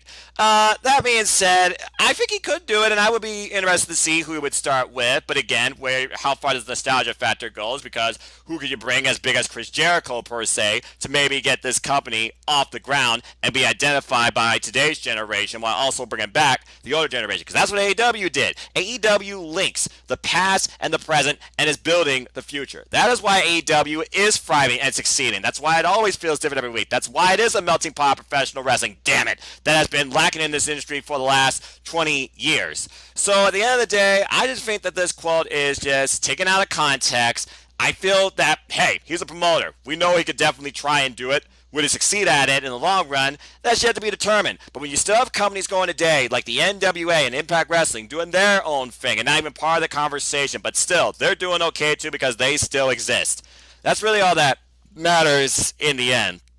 As far as, AEW succeeding beyond the WWE, and he wants to see it grow and thriving, I think for the fact that they're going to celebrate 3 years now of the AEW brand this Wednesday on AEW Dynamite in Las Vegas with a hell of a card and pay-per-view, I might say. I think they definitely have achieved that and will continue to do that going forward. I just feel like more so at this point, if you're trying to constantly look at AEW to be the next big thing in the wrestling industry to surpass the WWE, I think you're setting your expectations a little high in the short run, and you should just enjoy the ride and see where the journey takes you. So, Bishop, you said your point, but clearly the man doesn't hate AEW. The man just wants to see wrestling succeed. Just to put in perspective real quick, I agree with everything you said, although I think AEW is doing very good. And I agree, expectations too high. I will never, ever be caught dead on MSNBC, Fox News, whatever political network is there, okay? Never compare. I will never be on that. Okay, good ever, man. Ever. No way. You're a wise man. He's a wise man, and the people on the networks are also wise men because James is outspoken and gives absolutely zero Fs about any of them. So there you go. Before we go any further, we must acknowledge the super chat that came in. Yes, and before we do that, we'll acknowledge an old friend from the past in the chat room as well. It's good to see our own version of Double A. Aaron Austin in here. Maybe I missed something, but how can Bischoff restart WWE? Doesn't Vince still own it? It's not the fact that he can, because you're right, he can't. You gave a hypothetical. Yeah, it was a hypothetical. He could restart, fill in the company name here, or restart the brand here. And the original claim was he could do better than AEW, which, again, we've completely debunked here in the last few minutes or so. CC has sent in a $5 super chat, and we thank you for that. And because it's yo girl, go ahead, my friend. Can he do it? Yes. Do we want him to? In my opinion, no. And emphatic no. She further on goes on to say that she's with Noah. So there you go. I love it. The simple man has a fan. That's it. So before we go it's into not about our main me, it's event, about wrestling, but I appreciate it. So before we go into our main event, because the main event's going to be just juicier than a freaking bottle of freaking Apple Jacks. Good Lord. We have a semi-main event here. Semi-main is kind of one of those. It's not really wrestling, but it involves a number of wrestling peoples. Yes. So we'll go ahead and throw it up there. This last week, and again, this is before it hit the fan with Sasha and Naomi and everybody, but which will be coming up here momentarily. So if you need a pee break or to go touch up those drinks, do it now. Yes. He and I are going to get several shots after this is, so we're going to be good on that for a while. That boy's gone. During the Sasha discussion. Jesus Christ. So, for those of you that are turned off by football, this might be the moment where you're like, wait, what's this? I thought we were talking about wrestling. Well, yes, there you go. This is a segue. So the XFL announced this week that they've had an exclusive multi-year broadcasting agreement with the Walt Disney Company, had, of course, the mouse there, and ESPN. Basically, what that amounts to is the startup, for the third time, brand of the XFL, for the third time, has a partnership with the sports network in this country. Because, yes, the original XFL was with the Viacom networks. You had Spike, you had ESPN at the time. Those networks. Which is what WWE was on at those moments. You know, they were on Spike. Right. They were on UPN. Yes. And as Eric in the chat is literally doing the Vince versus now comparison in the chat. Oh, I like that setup. Anyway, so and again, he makes a good point. Anything The Rock touches turns to gold, brother. That's just it's The Rock, of course it does. He's the most famous person in all of Hollywood sports, entertainment, wrestling. You name it at this point. Yeah. He can make anything happen. A few weeks ago, a few episodes ago, whatever it was, The Rock is Hollywood's King Midas right now. Yes. Seriously. Look at what he came into the second installment of the Journey franchise, better than the original. Came into the second installment of the G.I. Joe franchise, better than the original. Came into the fifth installment of the Fast and Furious franchise. Reinvigorated. Freaking jump-started that shit to where Vin Diesel had to get off his shit and try to beg Dwayne to come back because the one with Cena didn't do as good as the ones with Dwayne. It did not. Because John Cena will never be above Dwayne The Rock Johnson. You know, you look at, has he had his missteps? Looking at Doom. Tooth Fairy. Look at the Tooth Fairy. You know, we're not going to be so harsh on the Tooth Fairy because at the end of the movie, he was alongside the LA Kings, and, you know, we support the Kings. All right, that's y'all's thing. We support the Kings. But let's not get started. Let's not get started. I'm not, I promise. Okay. Mike, take another shot. Relax yourself. There you go. And we're going off the rails. The Rock is King Midas. And the fact that it's partnering with Disney almost brings up the other hot button topic. Yes. Not necessarily the Sasha, because we'll still get to that in a minute. but with Stephanie having stepped away this week. Yeah. You know, with Shane having was on the docket suspended, right. With Triple H having taken a backseat, could we be getting closer and closer to a WWE sale to Disney? I think so. Disney Plus already has streaming rights to WWE in some of the overseas countries. where Peacock doesn't exist, and now you've got the XFL partnering with them, which is owned by The Rock. Yep. Guaranteed Hall of Famer. It's just a matter of when. Right now, we're about 300 days away in theory. Yeah. Realistically, will probably be Hollywood, but if it's not, probably WrestleMania 40. Which is going to be out there in theory, so yeah. So, could this be leading towards a possible Disney WWE sale also? I think so. Could this be the proverbial, sticking the toe in the shallow end, testing the waters? What does the subscriber count look like? What do our numbers look like? How does the XFL do in its first season? Is this something we want to pursue? And I mean, at the end of the day, it's not like Disney hasn't been involved in wrestling before. Yeah, a little freaking bit. WCW films their shows at the Disneyland Hollywood Studios. And they have proven they're willing to go into business with wrestlers past or present, because on the next lot was Thunder in Paradise, which was what it was. But The Rock has obviously got a multi-picture deal with Disney. Yes. He did the Game Plan. He did Jungle Cruise. Tooth Fairy, again, we mentioned earlier. Tooth Fairy wasn't Disney. No, it wasn't. You would think it was, though. Yeah, right? You would assume I was going to say, The Rock and Julie Andrews, I Disney there. Yeah, right? yeah. But, the Game Plan, you got Jungle Cruise, you've got a couple other things in the works with Disney for The Rock. There's going to be Moana. a sequel. Moana, yes. Thank you, Noah, yes. As a Pixar guy, I had to at least name that. Which, by the way, since I've last talked about it with him on the air, I've watched both Moana and Jungle Cruise the whole way through. So cheers to my ass. Now you just got to get on Encanto. We're going to talk about that right now, though. Or as the 5-year-old down the hall calls it, Encanto. Either way, Encanto. It's all good. But, this could be the biggest deal that we never knew that we needed. Yeah, this news here to our left could honestly, to right on screen if you're looking at it that way. I was going to say, why are you pointing to me? Well, wait here.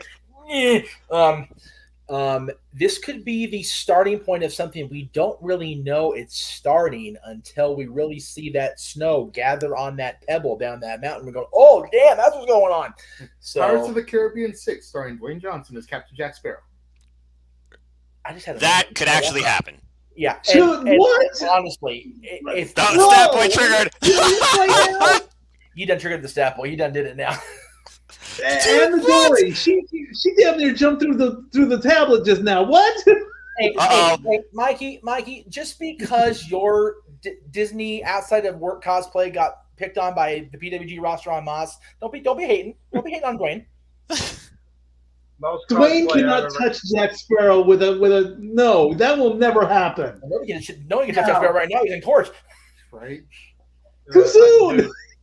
I still, Mikey, never too soon. Come on, now this is us. Number one, number two. I am saying this right now in front of everybody. I want this to be a thing. I want you to hear this. Okay.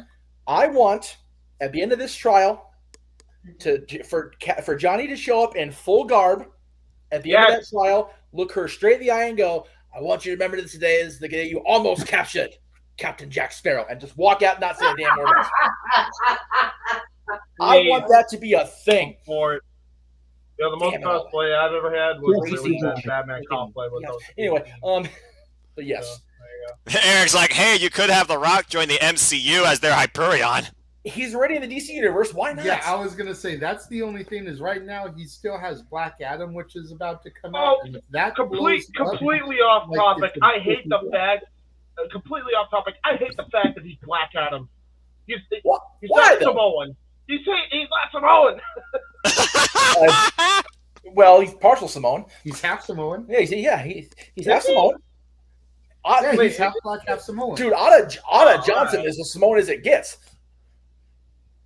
I didn't know. Fuck. Oh yeah, man. Yeah. That's people call him the first Black World Champion, but he is half Black, half Samoan, technically speaking, because of his mom. Okay. I thought he was Greek mostly, but fair enough. Oh, okay, you did it on purpose. Okay. Oh my lord. Okay. Make sure Virtue does not see this show. He and I had a good day today talking. For real. James, screenshot this. Okay. Evil. You I did. you guys are evil. The whole I know. Yes, the chaos that will ensue. I'm sorry, what? Were we talking about stuff in non-wrestling related? I'm trying to follow the conversation. So, Stat Boy, as a former employee of the Walt Disney Company, yes, what do you feel about this? Football and Disney don't mix. Football Simple as that.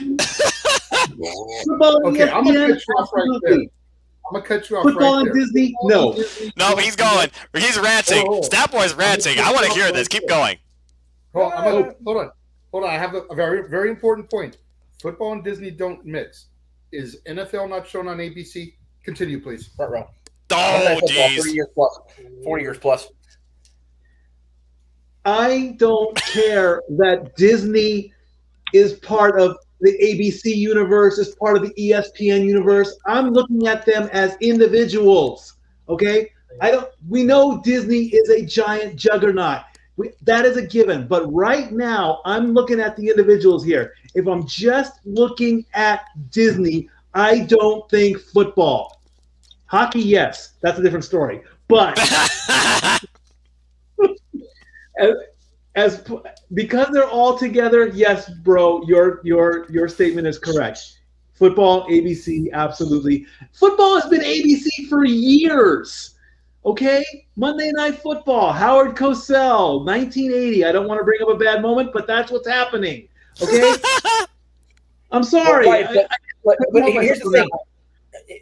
Just because the XFL is on doesn't mean the NFL won't be on, because they're on different seasons. As a matter of fact, if I read correctly, again, we're not all sports fans in the room here. I'm pretty sure Joe Buck and Troy Aikman are going to be the new Monday Night Football team on ABC, on ESPN. So, it's not an impossibility to have both brands on that network because they're at different times of the year. So, yeah, the XFL begins when the NFL ends. Like literally the week after the Super Bowl. So, damn it, there goes my joke. I was going to be like, can't wait to see XFL on Disney XD fight NFL on Nickelodeon. That will be the true Monday Night. It's the All-Star game from hell. Here's a quick thought. If Disney wants to go into the football realm, let's put Mickey on the sidelines in an XFL jersey. Why not? Oh, hell no.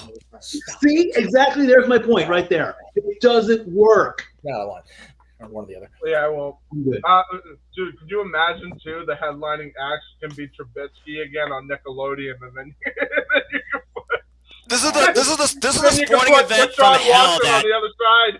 And I don't watch sports, and this already has given me nightmares. Yeesh. Seriously, this is like the Disney crossover I never wanted to envision, but now will never leave my brain. Thank you to a lot of you. You all suck. Burn in hell. Okay. Let's move on to the main event. Congratulations, Stat Boy. Wait, I actually have. You wrong. I have something to say, believe it or not, about this.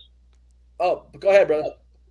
Okay, so my issue, honest to God, is not with the fact that XFL is going to ESPN. My issue is with Disney solely for the way they run ESPN. If you don't know how they do pay-per-views, look at how they do it with the UFC. You pay for the subscription, which is already overpriced as it is. Then they expect you to pay another $50 damn bucks for the fucking pay-per-view. Whoa. Yes. Now, money. And I don't even want to think about what the hell the WWE going to the Peacock or from the Peacock to this would be. But it wouldn't be for free. Mania ain't for free. They're going to charge an arm and a leg for it after you've already paid for the freaking subscription. Right. No. Zero. No. That will not do well. They will do worse than they did in 2013. Period. Story. I remember when WrestleMania was literally $50 on pay-per-view, so it wouldn't surprise me if they go back to that model. Right? By the way, Josh, before we throw to you, I just have to say, Wrestleverse, you're banned. You're banned. Oh, dude. Wow. He is banned for life. No. He brought that back. He freaking brought that back. I remember when he first suggested this on the ATW View. He broke all of us. Damn it, Eric, you freaking idiot. Listen, man, you gotta let Eric do his thing. Eric's the agent of chaos. I know, Chase, but damn it, Julian Hall? Are you kidding me? You want to hear that voice? That'd be almost as crazy as Julian Hall singing the national anthem at the Super Bowl. Yo, who would win in the singing contest? Maki Ito or Julian Hall? Let's do it. Book it. We're actually a big sponsor of them, believe it or not. So for the record, it wasn't anything else that triggered Noah into high-pitched screeching and put his head down in the desk mode. It was Jillian Hall singing Let It Go. Let me put that out there for the record. That's what broke Noah today on open mic night. Okay. Josh, before we throw to you, I want to throw CC's comment up that said, if Disney can push hockey, why can't it push football? Thank you. That's almost like saying Disney can push anything in media, like The Rock can make anything turn to gold. Disney almost owns like 50% of the freaking streaming at this point. They've proven it. They can. It's called The Game Plan. Starring, The Rock. Yeah. Okay. The fact that I legitimately am going to have it over my ginger lack of hair head that I owe my family $150 just to go to that damn park for one day. Yeah, they own the world. Let's not kid ourselves. All right. Joshua Mansfield. Now that you're home your party. Safe from the chaos that is driving from Cleveland to any damn place. He's not wrong, though. I'm not lying. And Josh, I hope you've got yours ready because I have some Fireball right here for when the main event begins. Oh, Lord. I hope you are going to shoot with me. I don't have Fireball with me, actually. Right. I only had one drink today. I had a cranberry vodka. That still might have been too much for you, man. As Eric said, you can't stop the dark reality. No, cranberry vodka. That's a man's drink. I am here for Mansfield today. I dig it. This Fireball nonsense. Get out of here. I will say, I only got that because Caitlin got that first. Josh, you broke up on me, Josh. Say it again. I said I only got that drink because Caitlin got it first. Ah, the Caitlin special. Good. You know, Caitlin honestly, that's been one of the things that's been when she actually orders a drink, that woman knows what to order. It's going to be a hell of a reception. We actually get to do it all together. It's going to be fun. Anyway, I'm fearing if I'm going to be still straight edge by that time or during that day.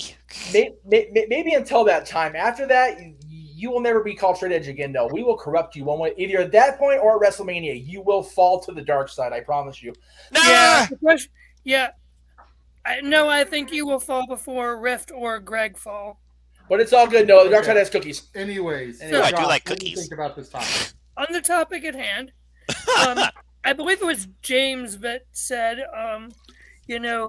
Disney get, XFL, Nickelodeon get NFL. The slime can keep their slime off my football.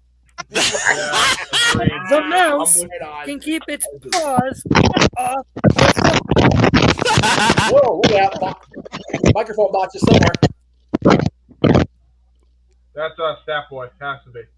Yeah, Stat Boy, major issues with whatever you just did. But I heard Josh Lennon-Claire. He does not want Gatorade replaced with slime, nor Mickey Mouse with a 50-yard Hail Mary. Yeah, no. Keep football separate from this. Like, I get it. It's the XFL. It's The Rock. And it's Disney. And Disney, well, the mouse owns Florida. So, at least. Yes. So, I get it. But at the same time, no. Just no. For goodness sakes, AEW, Shad Khan already owns the Jaguars. We don't need more wrestling and football mixing when we already have that while Shad's trying to run a football team and giving his boy an allowance to play with his live action figures. So Oh my god. Can I put this in perspective though? You really went there, Josh. You really went there. You did. 100%. I will say this much at least. When it comes to kids games, when it comes to the kids broadcast, when it comes to XFL games, can't be any worse than what freaking NFL did on Nickelodeon. Anything is better than what they did with NFL on Nickelodeon. I never watched NFL on Nickelodeon, so I literally watched that game, which of course was headlined by Trubetsky versus the Rams. So that was great. Loved that game. It was so boring. I watched that game, and holy crap, the editing on that was abysmal. I could do a better job with my OBS. Yeah. Holy Nikes, bro! The spline was off center. The whole the field goal animations were not even in proper places. Like it was bad. And then they talked about homework and trying to compare it. It was bad. And they had the wrong person up on the commentary booth. Who's the woman that was on there? And then they had a kid there. He actually knew what the hell he was talking about when it came to football. When he was on the field covering the stuff, why didn't you just put him up on the booth? The production was a freaking mess. Yeah. Trying to bring this back to someone I can actually respect. Let's not forget, remember the Titans and Invincible, 2 other Disney football movies. Thank you, CC. Thank you, CC. A voice of reason and common sense. Good grief. Remember the Titans is one of the best sports movies I've seen, period. I have to agree. When I used to watch movies, I have to agree. It is damn good, and it does not get near enough press, even as short a time as it's been out. It's been out for a minute, I'm not going to lie, but it's still far too short a time to have already been kind of passed over and forgotten. Exactly, yeah. So name a better football movie that really had as much of an emotional impact, especially when it first was all out in the industry. Since then, there are quite a few football movies that definitely hit in the gut, but most recently, but as far as Rudy's a great example of that. But recent ones, remember the Titans definitely is the last major one I can really think of that really seeped into my soul, even though I'm a ginger, don't have one. There you go. All right, so everybody get shot glasses ready or drinks ready, however you want to classify it, because we about to get serious up in here. Up in here. Up in here. Y'all gonna make me lose my mind. That's right. Up in here. All right. Up in here. I'm just going to throw the graphic up, and JJ wants to go last because he's got quite a point to make. Okay, so, let me go first then. I was going to say. It's time for the main event. Yeah. Statboy is raising his hand. He may need to go to bed for work tomorrow, so maybe try to. That's fair. Yeah, that's and fair. Honestly, Mikey hasn't gone first yet tonight, to be fair. So we'll go ahead and let Mikey I don't go think he's gone first ever, actually. Not that I can recall. This is the first time he's going first at all. So for everybody that is unfamiliar and you've not been on your computer the last 6 days, bottom line is Sasha and Naomi went into Raw. Were given credit for the night. They disagree with how it was being presented. And again, everything else at this point is allegedly. Went to the producers. They changed it. They went back to Laurinaitis told them it was going to be this. They laid the belts down, grabbed their suitcases, and walked out. It has devolved exponentially since then. Glasses up, throw it back. I'm going to wait until I go on my tear. Fair enough, but I'll go ahead and toast you. Yeah.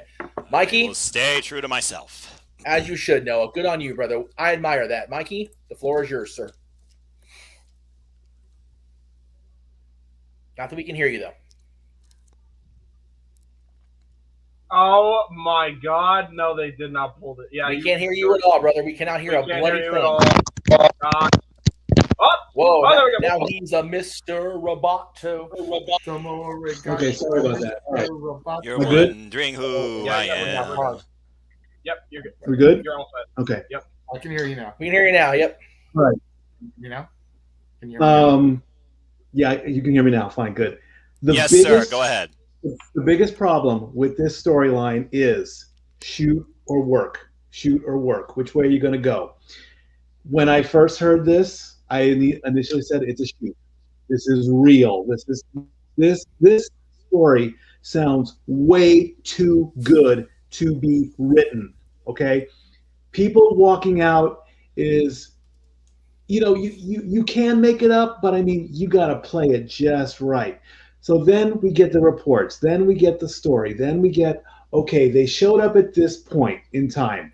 They rehearsed the match with everybody. They waited until 8:30 Eastern time for this stuff to happen, allegedly, okay?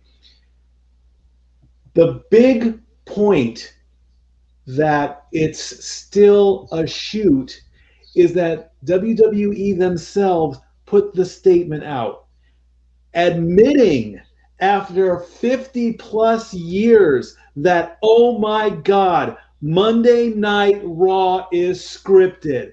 No kidding, folks. Oh my God!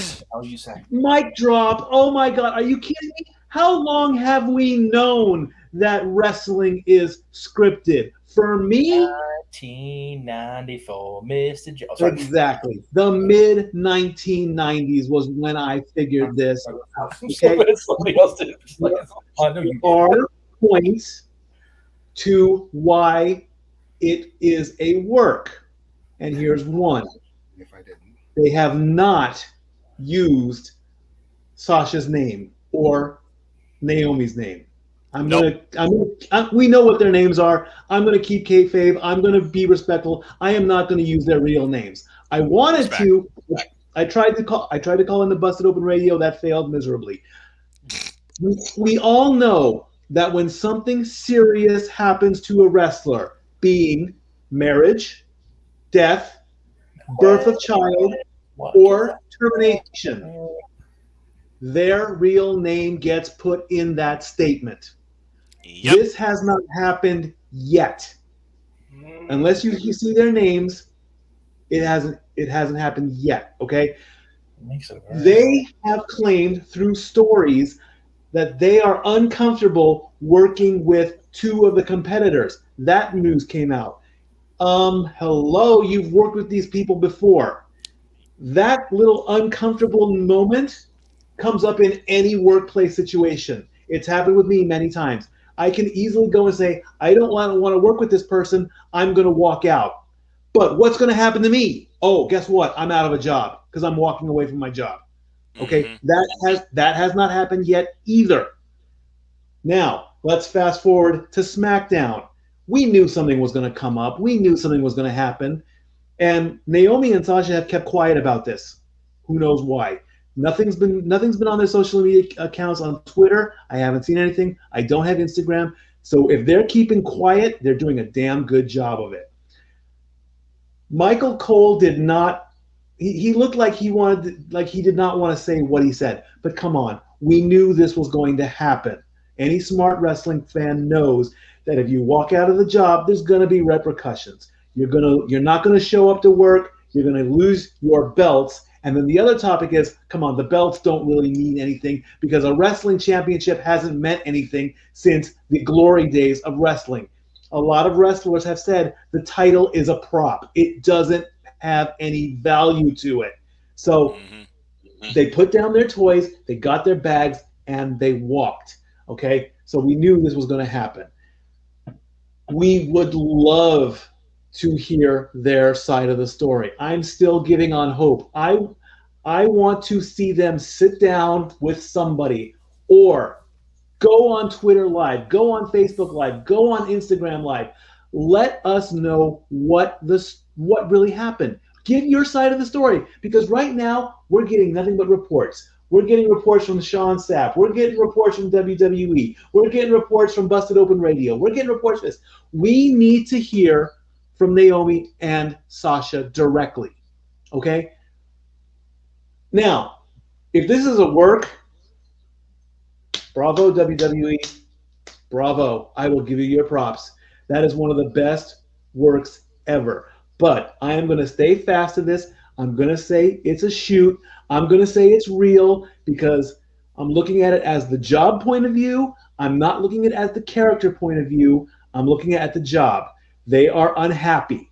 They are not. They wanted to bring some legitimately, albeit a little piece of the tag team division and for the ladies, and they're not happy with that. If they have a problem working with somebody, okay, could they have gone around a little bit better and done that? Absolutely. There could be tons of ways to say, I don't want to work with this person, okay? But to even do it, another issue I have, you're at a job place, you come into, I don't know what a daily routine in the WWE is. I have no clue. It's still a place of employment that provides you money. Oh, that too. You show up at 1 o'clock at call time. You have a snack from catering. You get your description on what you're going to do. You rehearse the match, which WWE provided in their statement. They had a chance to rehearse it, and then You wait until the 8 o'clock hour, and then go in that extra half hour, and you make Becky Lynch, Adam Pearce, and Corey Graves all use the word unprofessional. Something's up. That makes me believe it's a shoot, because something if they weren't happy, Naomi and Sasha were like, well, let's just do this when the world is watching. Let's not give our bosses the chance. Let's make our bosses squirm. Let's cheat Dewdrop and Nikki ASH, because let's face it, were they going to win this match? No. Were they going to win the six-pack challenge? No. They were there as the jobber's person, okay? You've got your big names. You've got Becky and you've got Asuka. You've got the tag team champions. You had to have two more spots. And those two spots were Nikki and Dewdrop. They weren't going to do anything. As far as the report that Naomi was going to pin Sasha, come on. I can't believe that one either. I mean, that should have caused the potential breakup of the team. That should have, and then they were somehow going to both go their separate ways, and one was going to go up against Bianca and one was going to go up against Ronda, and they were both going to lose. You just totally screwed up the entire tag team division. So like I say, if this is a work, bravo WWE, you put the wool over my eyes. If this is a shoot and they're not coming back, I can applaud them, but there could have been another way to do it. We're out of time, everybody. We hope you enjoyed tonight's episode of Mike Night. And by the way, I have to point out for Mikey and Mikey alone that Double A agrees with what you were saying. So that's where you're at, Mikey. Double A's agreeing with you for the night. All right. While Eric was holding on to every single word of Stat Boy here in the chat. So was I. I'm going to look back at this and be like, damn, one of the best rants I've ever given. Been a live mic, and he pretty much said everything I've tried not to say because I don't agree with it the last 20 years of my career. So there goes my credibility. Jesus Christ. Let me do it. Okay, so Josh, you're going to be next. So let me go ahead and try to. Right? No kidding. You can try and use some of Eric's thoughts, Josh, if it helps you. What was that, Noah? Try and use some of Eric's thoughts in the chat to help you. Yeah, so this is going to be an interesting take from me. I am in support of Naomi and Sasha doing this because I disagree with Statboy and Aaron that the titles are just props at best. No. They want to make the titles mean something. And to just, yes, they would have been in matches with Ronda and Bianca, but that's not what they're supposed to be doing.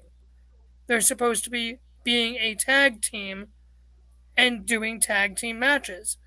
I don't blame them for going in there and being like, we want to put respect on these titles.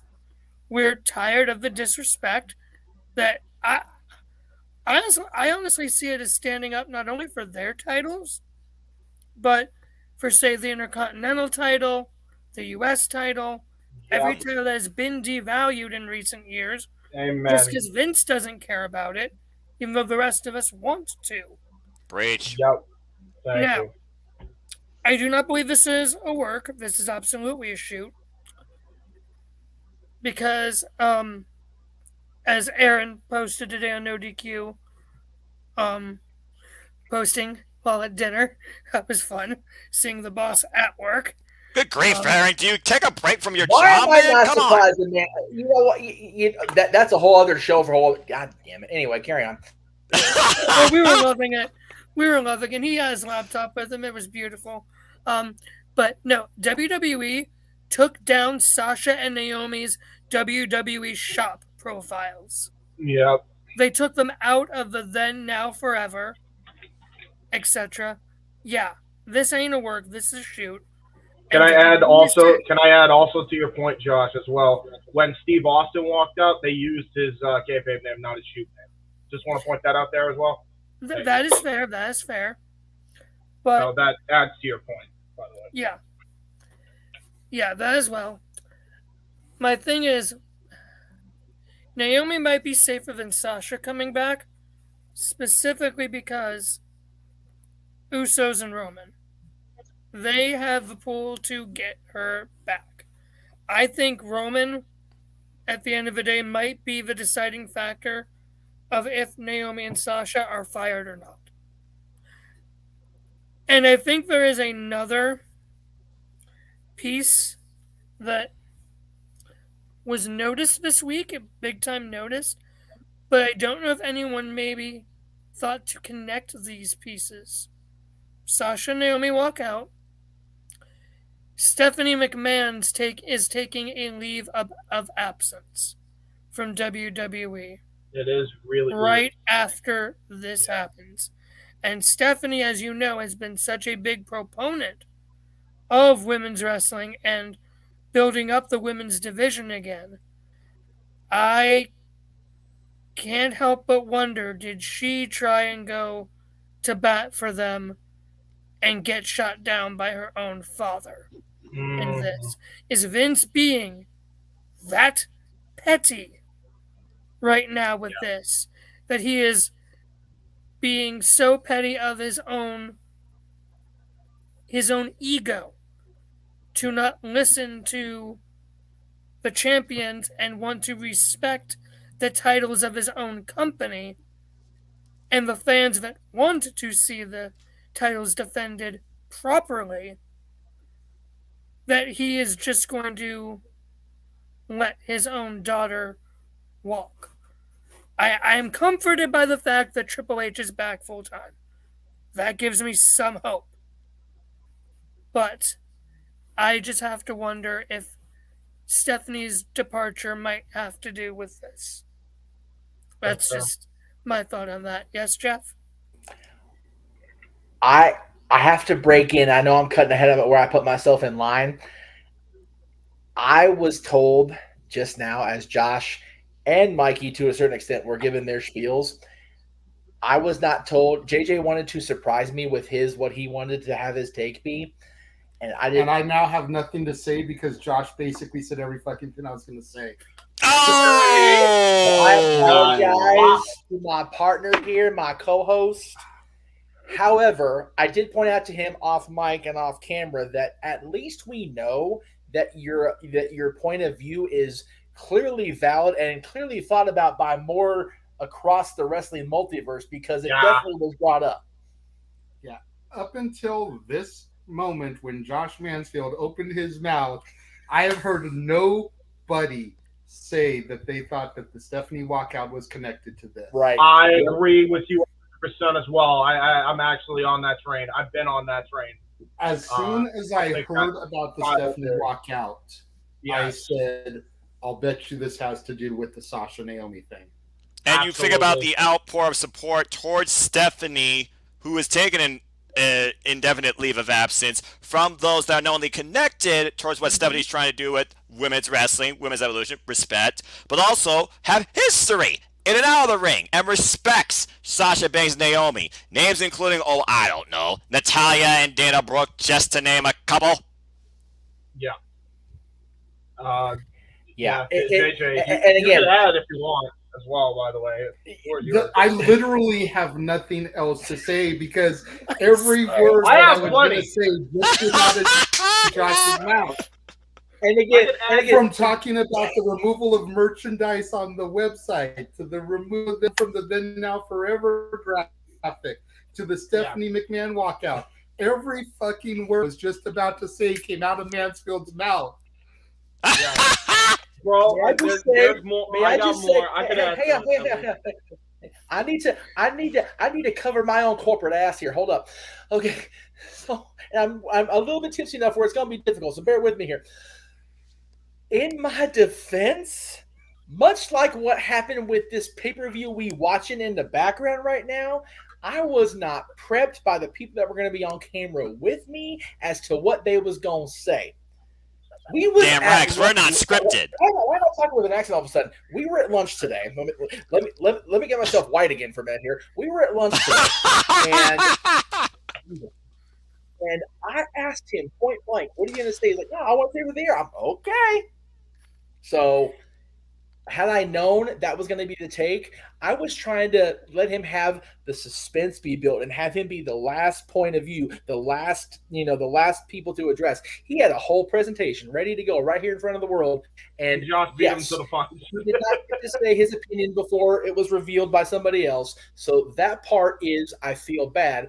But much like, sorry, Jenny, I know you're busy. You're not going to watch a damn thing of this till later. Much like Jenny Santana did not prep me prior to the April edition of One-on-One, I did not know what was going to happen just now. So, Lord, I apologize, and maybe the pygmies down in New Guinea, amen. I just want to say I'm to going to quickly JJ, interject. Let me quickly interject. Renegade was right. I've got an early call tomorrow, so I'm going to excuse myself. See you, Step Boy. Thanks for having the show. I love you all, guys. Step Boy out. See you, later, brother. Have a good night. You, man. Go ahead, Josh. You were saying. So, JJ, I want to apologize. I had no clue, obviously. Now, I will say, the thought did not cross my mind till I was like a minute or two out from my house, getting back. That thought did not cross my mind till Greg had almost dropped me off here when at I the house. saw the news brief, that was the first thing that entered my mind because, as you said, she was a huge proponent of the women's revolution. Yeah. And here, 2 women just walked out. 2 of her star women, by the way. Yeah. I was going to say. The only thing that I haven't heard yet that I guess I can throw out there really quickly before Noah or James take it is,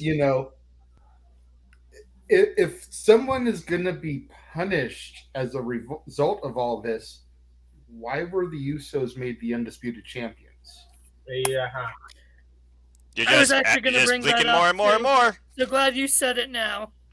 And by the way, that's basically the only other thing I can interject at this point is like it comes down to the Madison Square Garden curtain call. Couldn't punish Diesel, he was leaving. Couldn't punish Razor, he was leaving. Couldn't punish Shawn, he was your star. Punish Hunter. Can't punish Sasha, she walked out. Can't punish Naomi, she walked out. Who can you punish? The Bloodline, the Usos. Well, we're going to give them the undisputed tag titles.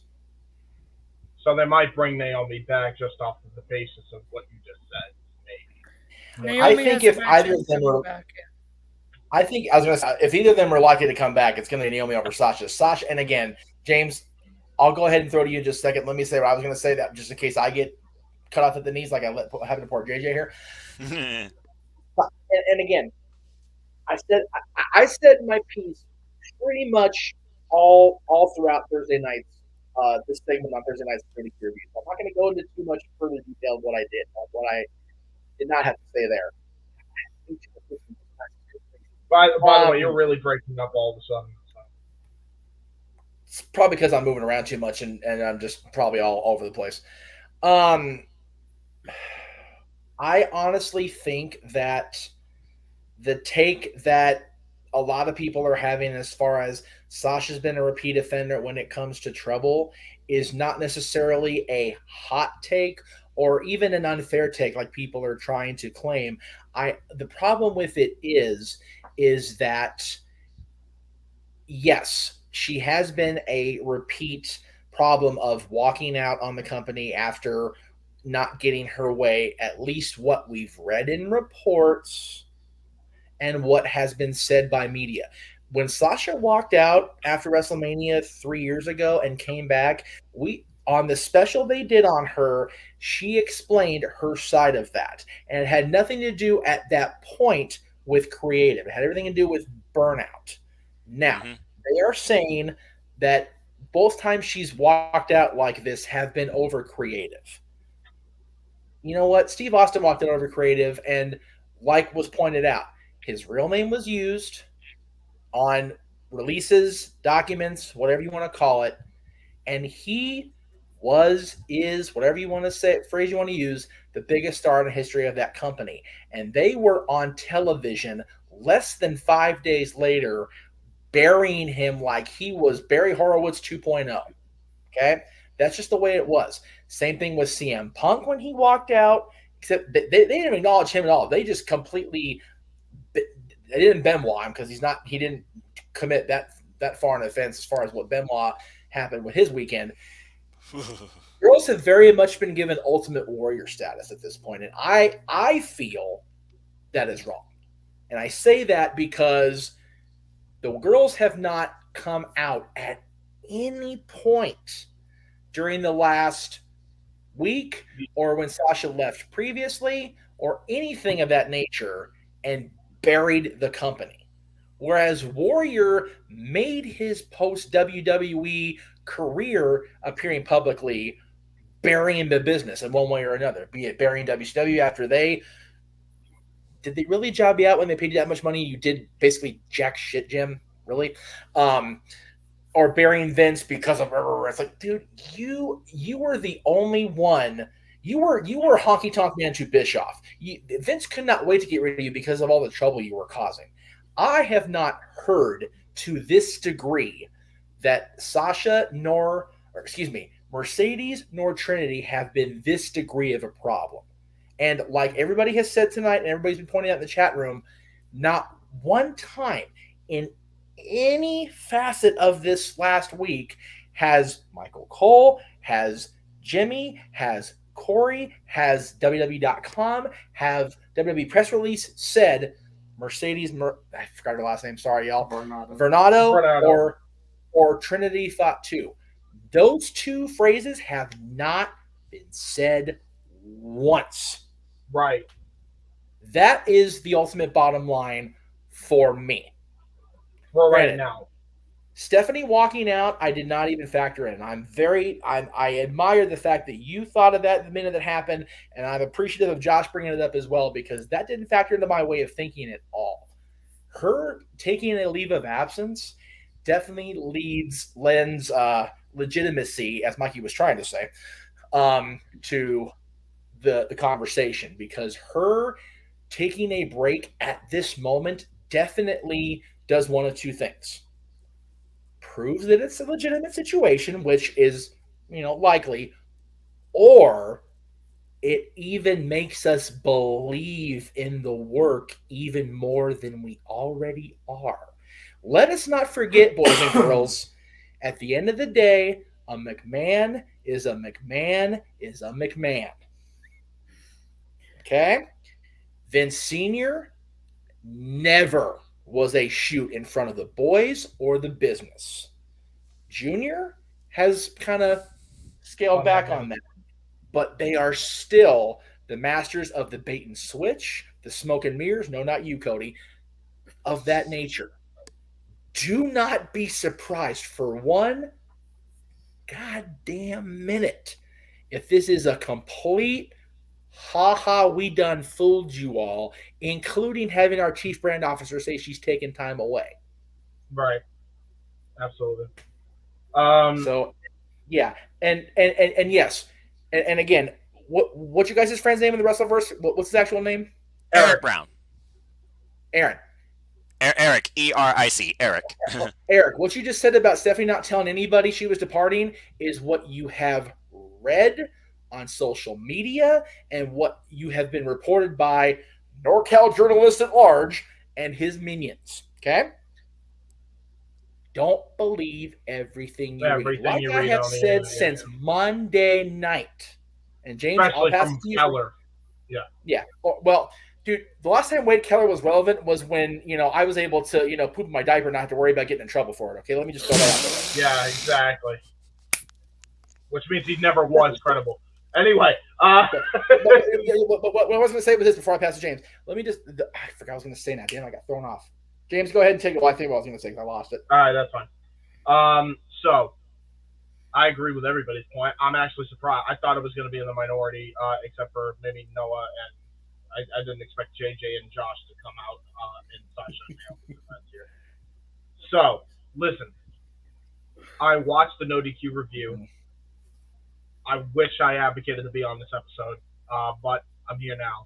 So, on open mic night, I have less of a filter, and I can be myself for the most part. Oh, shit. But I'm going to try to be semi-professional when I talk about this because while we don't know all the details, and I can say, yeah, if it's a work, I'll say like, okay, cool, whatever, you got me, cool. I'll be the first to admit it. And likewise, if something comes out and this is real and it's on the east side, I hold my right to change my opinion if it does call for it. That said, as of right now, I am on the side of Sasha and Naomi, of Mercedes and Trinity. Okay? And here is why. I'm going to explain. I'm going to put everything in perspective because I actually talked about this. Everything that Booker said on his podcast is pretty much what the No DQ review said on their podcast. Jeff, you included at that time. Yep. So, I am going to add more context to what Josh and JJ have already covered, and Staffboy have already covered, and I'm gonna read this. I wrote an essay pretty much to Booker in his comment section on his podcast, and I'm gonna read it out for everybody here, and hopefully this sounds like it makes sense, right? This is what I lead in with. Okay, Booker, I'm gonna debate you here and give a theory as to why I think Sasha Banks and Naomi left. Also, my apologies for the long-form essay in the comments book, but I've tried to make sure I leave no stone unturned when it comes to stuff like this, so bear with me, right?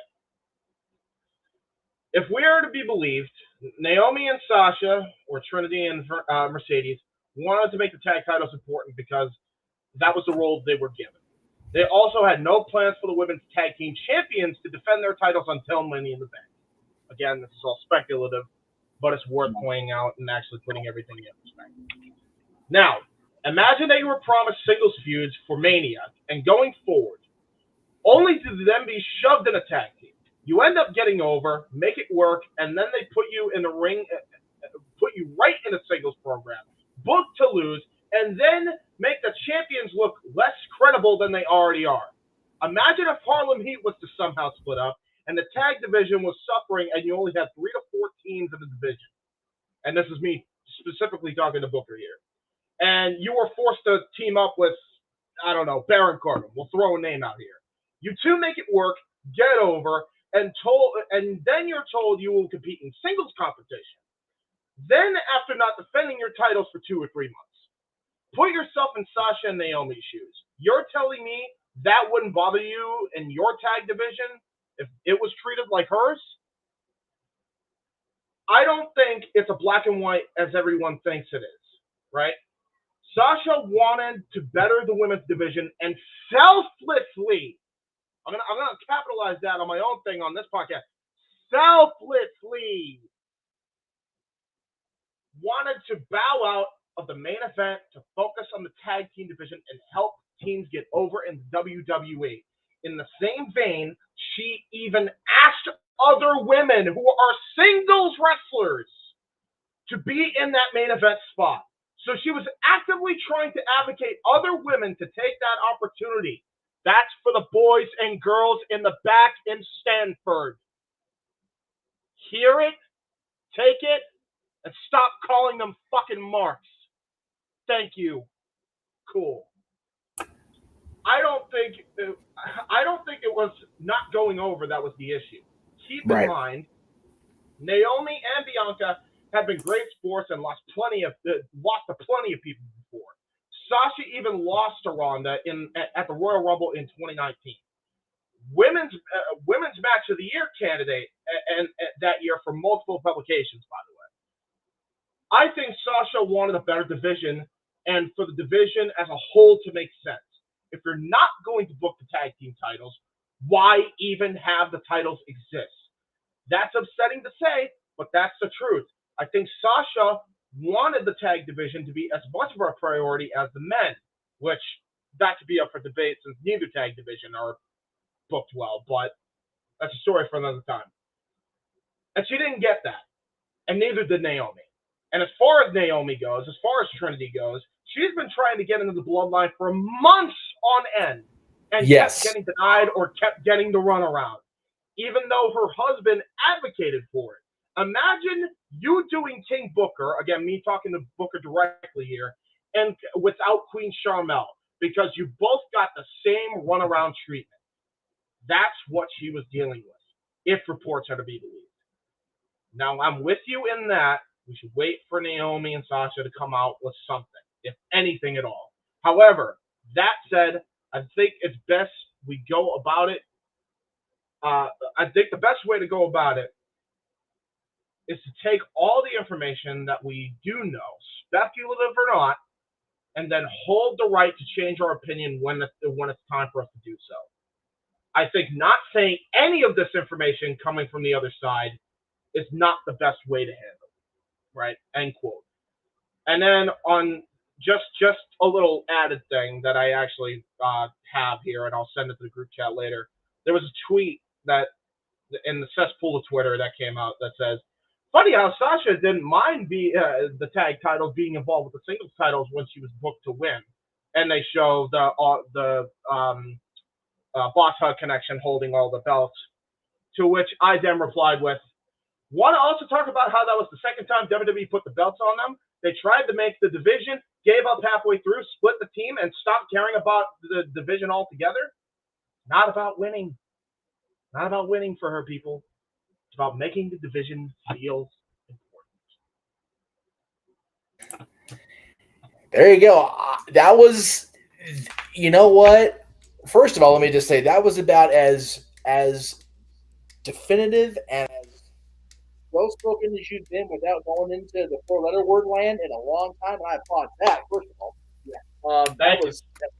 That was the point was made. I love that you sent that to Booker and got his at on. That was well done. I hope he at least read it. I really do. Right. That was very well written, very well said. I applaud that. I acknowledge that. That was damn good. Put that shit on no DQ. Bump that. At the end of the day, regardless of what happens now with this situation, Mercedes is going to be proven right one way or the other. Yep. Because 100%. either they have to book a new storyline for new women's tag team champions to replace them. So they're going to have to build the champions and give respect to the titles in the division, or they're going to give two new girls the straps and do jack squat with them and prove her right that way. So either they're going to make the belts mean something, which is what she wanted, or they're going to make the belts mean nothing and prove her entire point right. So either way, whether the company likes it or not, at this point, Sasha/Mercedes is going to be on the money. Yeah, she wins. She wins here, which Yeah. is not And so, which is not Like true. a boss. Like a boss, exactly. There you go. That's it. Noah, bring us Legit. home, sir. What else really needs to be said? You covered all the boxes. You talked about the domino effect of the amount of events that have transpired. You talked about the observation of how this is a selfless act to make professional wrestling, damn it, matter more and be better for all under the WWE banner. Key word, folks, there's a W in that X called wrestling. This isn't just entertainment where you can channel surf and get something like a cheap end product that will help you with going better in bed. Then again, NXT 2.0 is trying to do that. That being said, again, we have to see at the end of the day from the other side. All this is right now is interpretation from our minds. And we are speaking amongst each other in a civil matter. Not a brain-dead, stupid personification that you believe you're right all the time and everything you could say or type behind your computer while buried in your mom's basement with a cup of noodles on your desk. Hey. And a bottle of Mountain Dew. That's right. No, Well, depends how smart they are. If they're not drinking Mountain Dew, they're probably dumber than a bag of hammers. That being said, It's good too, mister. Shasta on this damn. that being said, And hey, go like to I the said, number. I keep it real. I talk to you. I just don't go necessarily into rants all the time like James Hebert does too. But that's the thing. Yes. But yeah, again, we have to wait and see at the end of the day how this all plays out. WWE, they are no strangers to fooling the fans, pissing off the fans, disappointing the fans. At the end of the day, they just care about getting our money. getting our attention. And regardless what perspective you have looked at this has probably been the most publicity WWE has had on a global front in a long damn time. Even people that don't watch the program are like, wait, what the hell?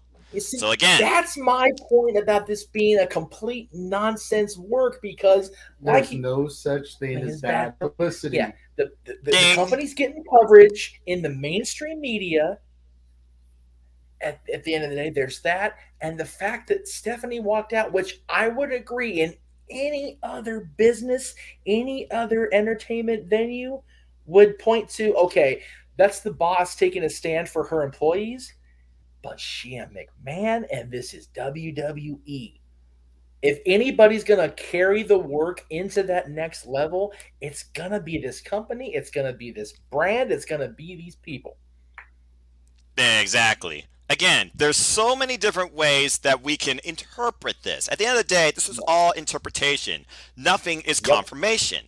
We have to wait and see when finally we hear some sort of realistic query from the parties involved, and that is Sasha Banks and Naomi. So whether or not you figure about, okay, will the Bloodline be punished? Well, spoiler alert, they got the cherry blueberry dimes on Friday night. They actually pulled the job. I know. Also, they are going to apparently do a tournament. Hey, how big is that tournament? One bracket. Let's see. You got Sasha, you got Shayna Baszler and Natalya, and oh yeah, let me get back to you on that. Yeah. That being said, they can bring in the Ryan Squad. Oh wait, they got the Iconics. Oh, wait, exactly Sasha's point. Because Sasha Banks knows at the end of the day, she wants to be happy, and she wants others, she sees it backstage, to be happy about enjoying being a professional wrestler. Damn it! Damn it! Damn it, damn it, damn it! That's what it comes down to. Sasha Banks wants professional wrestling to be a happier, more better environment across the WWE, particularly for the women that were lucky enough to get something longer than 5 minutes that didn't involve bra and panties. That being said, again, it's one of those things where we have to wait and see when either it's Trinity or it is Mercedes that finally gives us something straight from them, not necessarily a report saying they spoke about this on a third-party podcast with this third-rated podcaster. We have to literally get it from them. If it is a work, then this is one of the greatest works in WWE's history to draw a whole new attention to this company.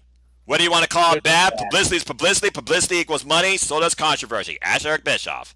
We have to wait and see what the very first thing is that comes directly out of the mouth of either Mercedes or Trinity. And that's all this really comes down to at the end of the day. But also, again, WWE, make wrestling for the women matter and be better. Damn it! Great Cherry, if you're watching, can we get a "It's Professional Wrestling, Damn It" shirt? Can we make that happen, please? And then underneath it, put the little dash Noah Foster. Okay. I'll give you my design. And then underneath that, put quotes The Simple Man. That's right. I agree. Are you trying to get him to make a No DQ Ohio shirt? I do want to point this out, though. There's just one thing I think that would be perfect to close this out. Thank you, Dory, because I saw the article. I'm actually going to read the last 2 paragraphs of it. This is from Deadspin, specifically from, just so that way I get the article right, isn't it? Eric Bloom of the Deadspin, right? This is what he says, and actually I'll read the last paragraph of this. Cole's proclamation that included announcing a tournament to crown the new women's tag team champions.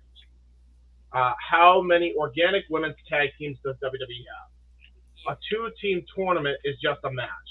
The only logical explanation I could think of for WWE's strategy is to make an example out of Naomi and Banks as a method to discourage other wrestlers from attempting to walk out themselves. That plan will only be successful if Banks and Naomi come crawling back and fully admit how wrong they were, and that won't happen. Ring the alarm bells, people. WWE has uncharted talent relations crisis on its hands, and it's not going away anytime soon. And by the way, that's been the case for a while now. And I also want to point out that regardless if this will work, shoot, or what have you, this does not put anybody in a good light. No.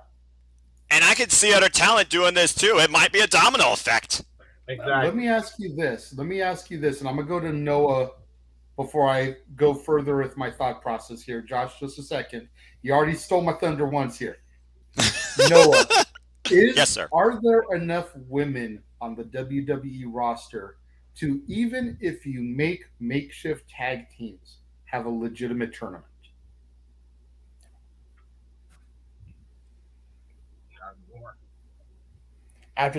You're thinking way too long. The answer is no. Yeah. Okay. Yeah. I'm going to call this right here then. The only way this tournament can do any kind of major traction, Natalya and Shayna versus Toxic Attraction. Exactly. That's literally the only two teams they basically have right now with some sort of identity of tag team chemistry in the WWE. What happens to the NXT women's tag titles if Toxic Attraction? You mean the titles they never should have fucking made? You mean the titles they never should have fucking made? Right. Exactly. I mean, come on. Well, to play devil's advocate, which I try very hard to do more often than not, especially with the old man in the company, the NXT women's tag team championships should not have been a thing, and the only reason they were, in my mind, was because at the time they were still booking NXT as a third brand, not developmental. And that's again what really defines the identity now of how far down this wrestling women's evolution has gone in WWE.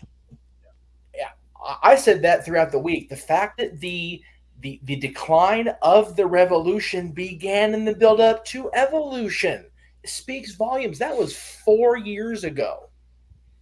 Jeff, that event happened, and we were already talking about how it was starting to decline. It's only got worse as far as on that front, on that level. Now, again, I may have misspoke what I was trying to get across. Had NXT remained developmental, the NXT women's tag titles do not necessarily mean anything.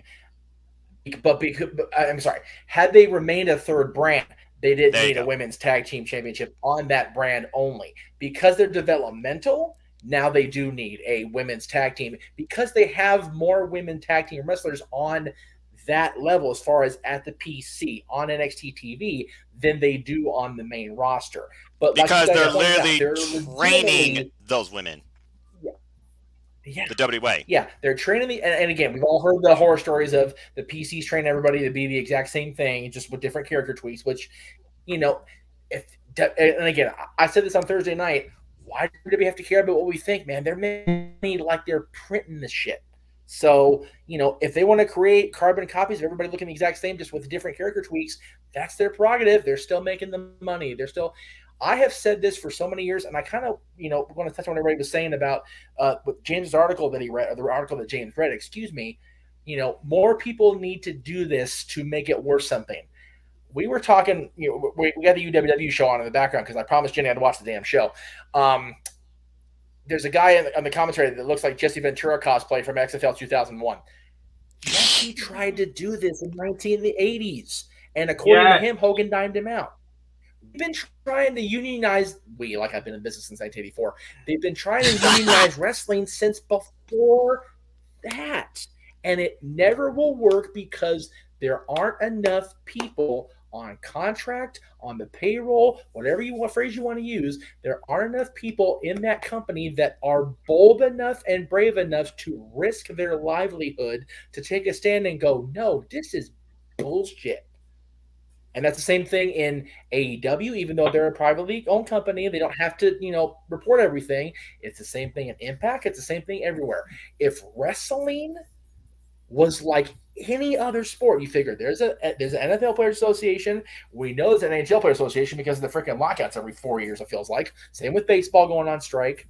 That doesn't happen in wrestling because it's the fake sport. The problem is there's more injuries likely in wrestling, even though it is a staged presentation because of the nature of the beast. Yes. So Exactly. there should be unions.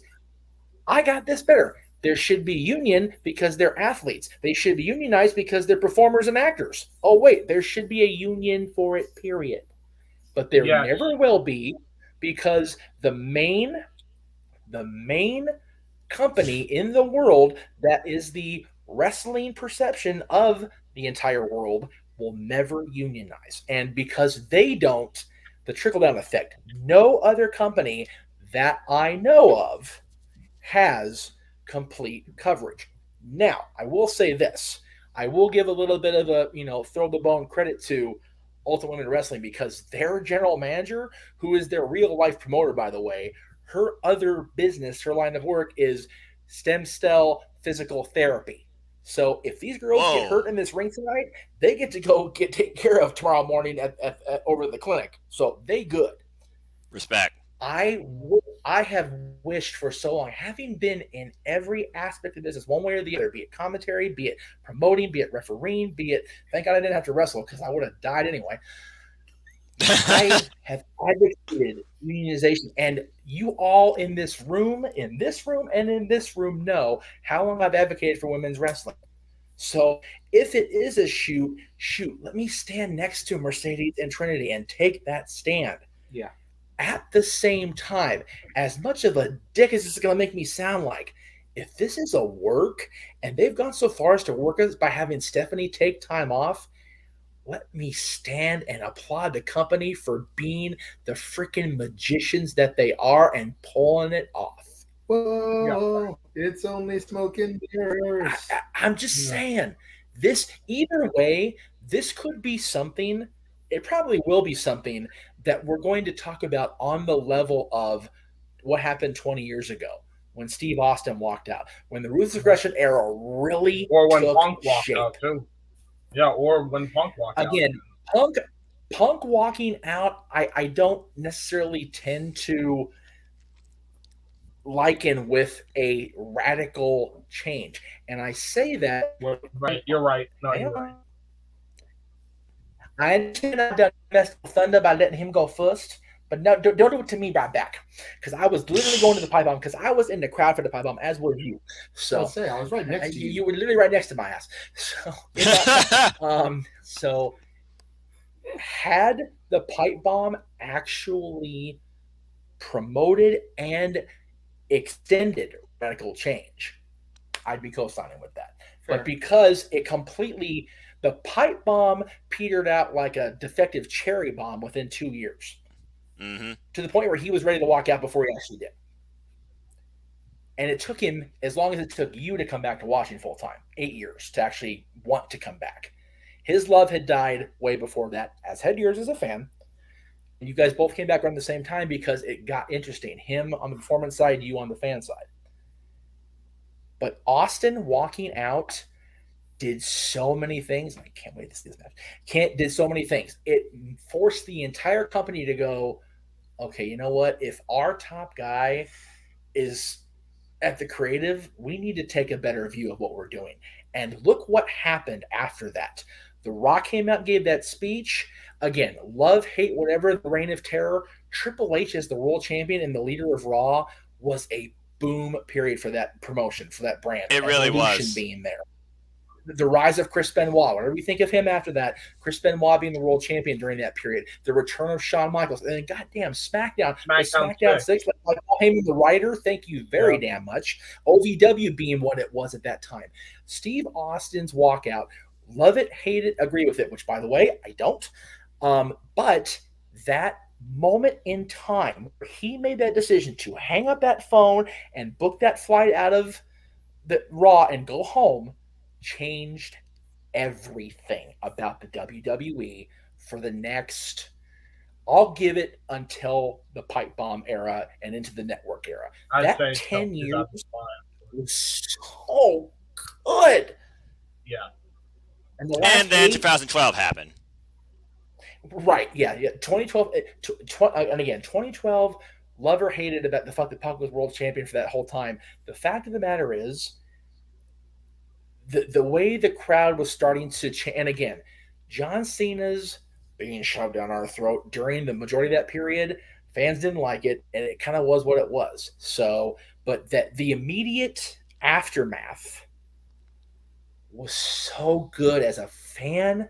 And yeah, remember, I got into this crazy shit that same year, 2002. Yep. Granted, my first thing I covered was the Katie Vick angle. Lord Almighty, help me for that. God bless you. It was such a good period.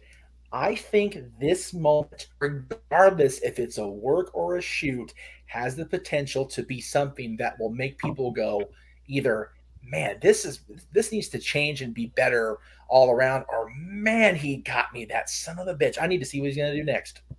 Either way, I think we as fans may be better off.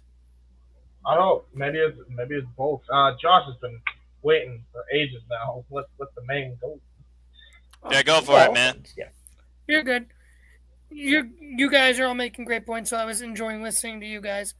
The main, besides the whole Stephanie thing, the main thing that I think shows it's not a work is the fact that they are willing to take money losses on it.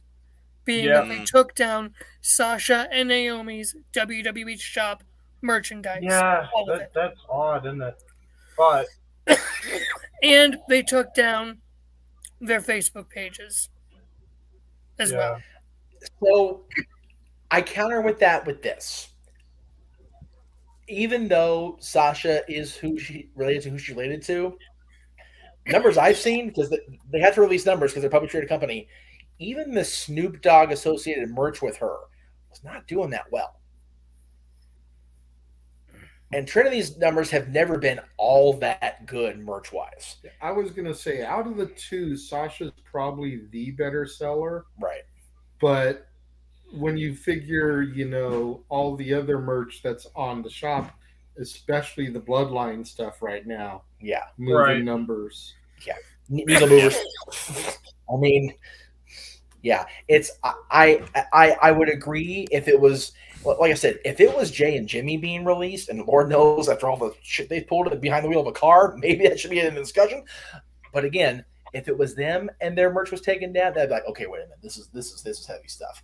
Yeah, because the Bloodline is the number one merch seller in the WWE, bar none. WWE has proven over the years, regardless of what era you talk about, at the end of the day, they are willing to go the extra mile if need be. And Eric makes a good point.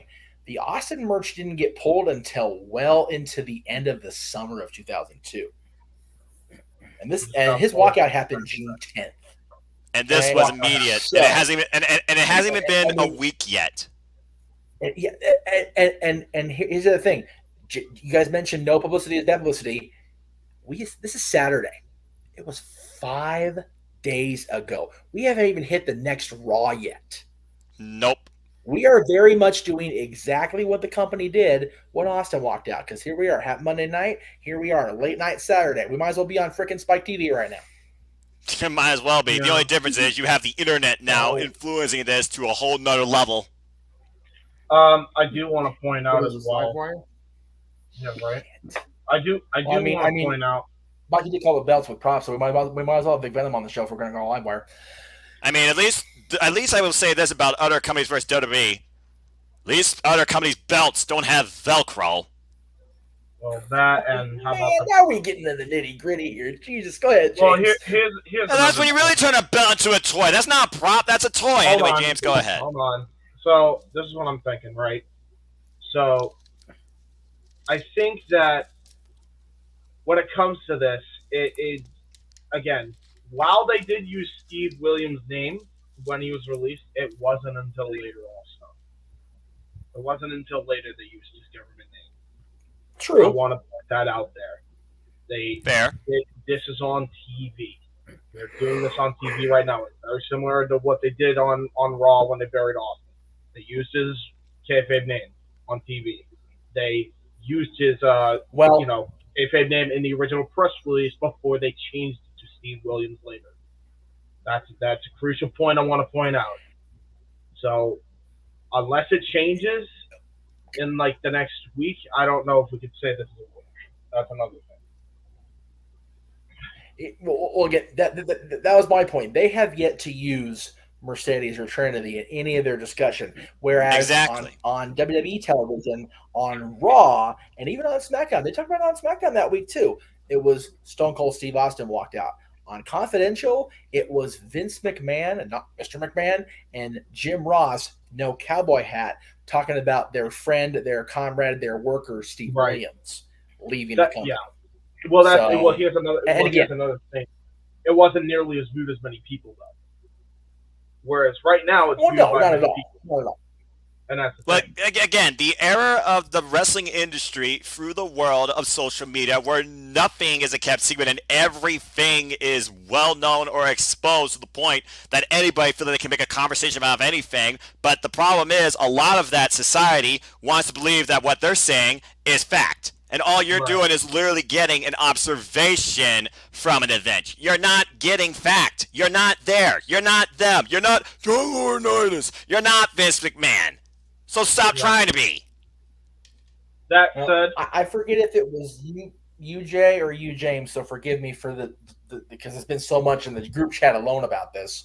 But I believe it was you that pointed out the fact that it was Trinity's friend that was supposedly backstage that gave us the firsthand account. And again, we as fans want to believe so much in that stuff because we want to be part of the magic.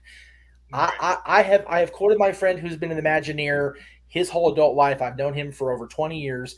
You know, he would jokingly part of the damn magic, like almost like, yeah, I'm part of it, but it's like, damn, I'm part of this. I'm exhausted. That's honestly what it feels like half the time, because we get so much fed from Disney corporate or WWE, you know, whatever, that in this era, like we've all talked about for so many years, the worst thing about the internet in this world is the fact that the internet's in this world. Period. Because Simple as that. The internet allows us to do things like this, where James is on the East Coast, Josh is in Cleveland. God bless the poor bastard for being there. Noah's also in Cleveland, or in the Ohio area. So God bless right here in Toledo, Ohio.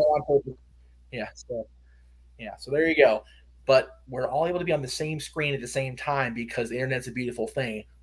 But the internet also allows us to think, either allows us to know too much information beyond what we should, or lets us think we know too much more. Exactly. So it's very much double-edged sword. You never knew me at all. You never knew it all. That's right. I love that. Every the other side. I love that song. I love the new theme song for Edge. I just got to toast that right now off the top. Let me just go ahead. Yeah, fair enough. Give you a reason to drink some more Jack. You know what? I've been really good for about 20 minutes. Leave me alone. I think that this conversation is good because regardless of what happens, we have now left no stone unturned. So everything we're right no matter what. You heard it here first. There you go. Right? The fact that I think we basically about covered. I wish we could say that. I wish we could say that, James, but virtually every other wrestling YouTube channel has covered it before us now. So you haven't heard. The only thing you might and we even talked about tonight at dinner. First here tonight. The only thing you might have heard first here tonight is Josh saying that Stephanie McMahon and the Sasha thing could be connected, and that's only because he scooped my story. God damn it! It wasn't like you read your mind, but. Well, no, you know. Yeah, it's just one of those situations where I'm glad.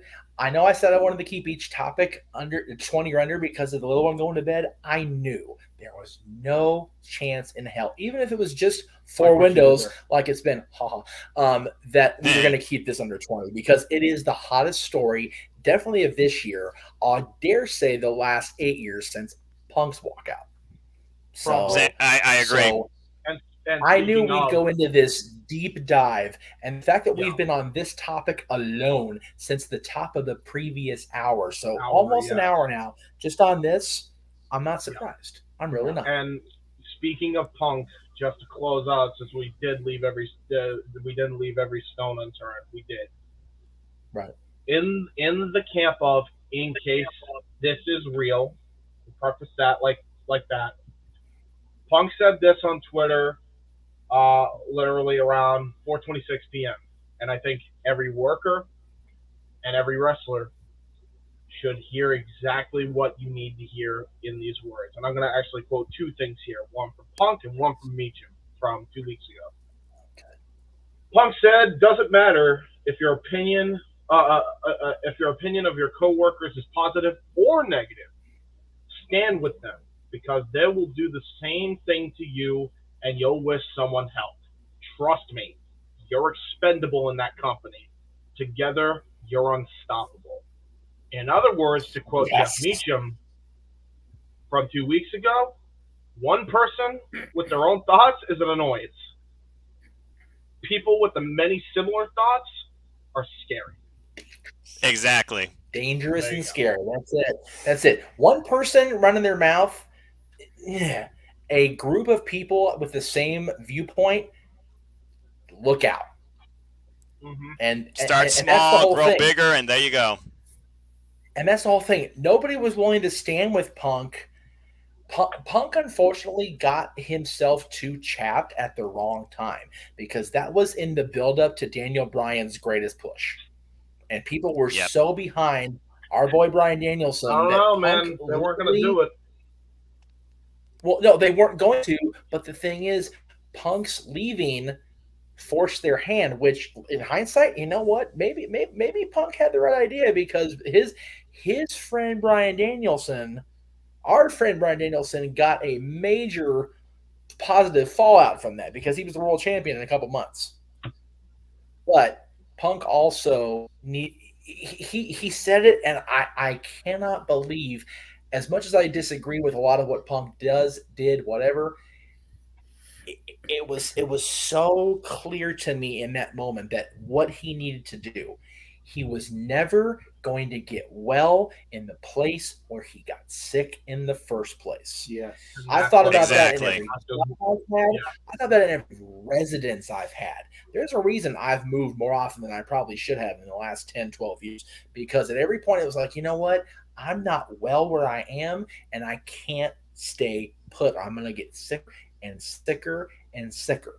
And Punk made the decision to get himself well. He got out of that company. He got that thing on his back taken care of. He vented his shit, and he cleansed his soul within God, I'm getting all emotional. Jesus Christ.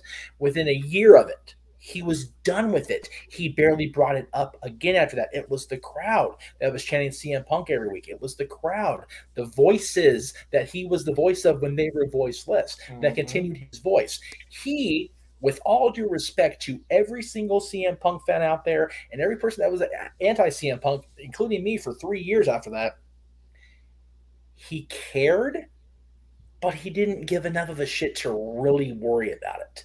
He came back to AEW. He came back to wrestling because he realized he missed it. And he saw a group of kids, and I say kids like Frankie Kazarian's this young pup, whatever. But I love you, Frankie. Scorpio Sky, who's my age, literally only a month younger than me, and I'm about to be 40 my damn self. He saw a group of talent that weren't so jaded by the machine. And the few people that were have either gone back, Cody Rhodes, or they've realized that they had something left to do there, like Cody Rhodes, and that's why they've gone back. But a lot of those people, I'm telling you right now, I've not met CM Punk except once ever, and that was way before I got to know the CM Punk that he has evolved into, thanks to my dad and everything. He's having the time of his damn life right now. He is so looking forward to a week from tomorrow. And he's gonna go and makes have two of us. Yeah. We're all gonna have a great time covering it, no doubt. All of us right now. Oh my god, I cannot wait for the next 8 days. Let's freaking go! Right. And the thing is, Noah and James and Josh, if you're going to be along with us too, that starts like 5 straight weeks of something that some group of us is covering on this channel. So, yep, across all promotions, pretty much. Regardless if Sasha comes back or Naomi comes back or Naomi realizes what the hell she done made a mistake by walking out with Sasha and goes back to the hubbies and says, please give me my job back. That's cool. Either way, I'm good with it. I hope they come back. I hope whatever they do, whether it's come back to work, if Sasha goes back into Lucasfilm and says, please do something, whatever. As long as they're happy, I can be happy as their fan. They're not happy exactly. Right now, so that sucks for them. Right. And that sucks for them. But we, as a wrestling podcast team, unfortunately, like they've always sold us, nobody's bigger than the machine. And the machine has to keep printing out the presses. We've got this tonight. We've got Double or Nothing next week. We've got In Your House and NXT the week. In Your House and Hell in a Cell the week after. We've got NWA Always Ready the week after. We've got Anniversary the week after that. And we've got Forbidden Door after that. Forbidden Door. Wow. And then after the week after that's Money in the Bank. Yeah. It's the circle of life. That's a lot of shit. Seriously. Moves us all. Not to mention, I have other stuff outside of that, including Dominion from New Japan Pro Wrestling. Yeah. I was going to say, you guys and him, by watching the product, there is so much more awareness in this room right here that my 20-year-old podcast ass is going, oh, my peoples. I love my peoples. So it's good stuff, and I love it. Well, I'm very appreciative of it, and I am looking forward to as much as I even pointed out to my sister earlier when we were talking. I'm taking a day off June 6th to go to Disneyland. My ass is still working. I'm going to be at the Plaza Inn on a dining reservation for the Main Street Parade, and I bought specific earbuds that noise cancel because my ass is going to be on Main Street at 7 o'clock Eastern, 4 Pacific, to be with this guy doing Ask the Dads, because that's how much I love this channel, that's how much I love my audience, and that's how much I want to have content. And damn it, I need to make me the money, because Lord knows it's going to cost me a pretty penny over there anyway. I love this stuff. For real. For real. I love this stuff, and I love the fact that I can literally bring a phone and seriously, I need my phone, and it'll be in the afternoon. I need this, and I'm good to go for an hour. The power of technology. In Anaheim, California. Look at this. Wait, no. Keep it up there, Josh. Hang on. Where's my button? He's gonna put him right up on the screen. Aaron Riff with a Mac in hand. This mucker father is out with people at lunch, and it's one thing that you and I are on our phones, because we do that. We're on our phones. And this man brought his work laptop to lunch, and do you know why he did that? I'm gonna totally bust his balls for this right now. Do you know why he did that? Because whatever was paid for at lunch, that's a work write-off. Most likely. Again, Aaron Riff. Don't worry. Caitlin already did. Caitlin already did.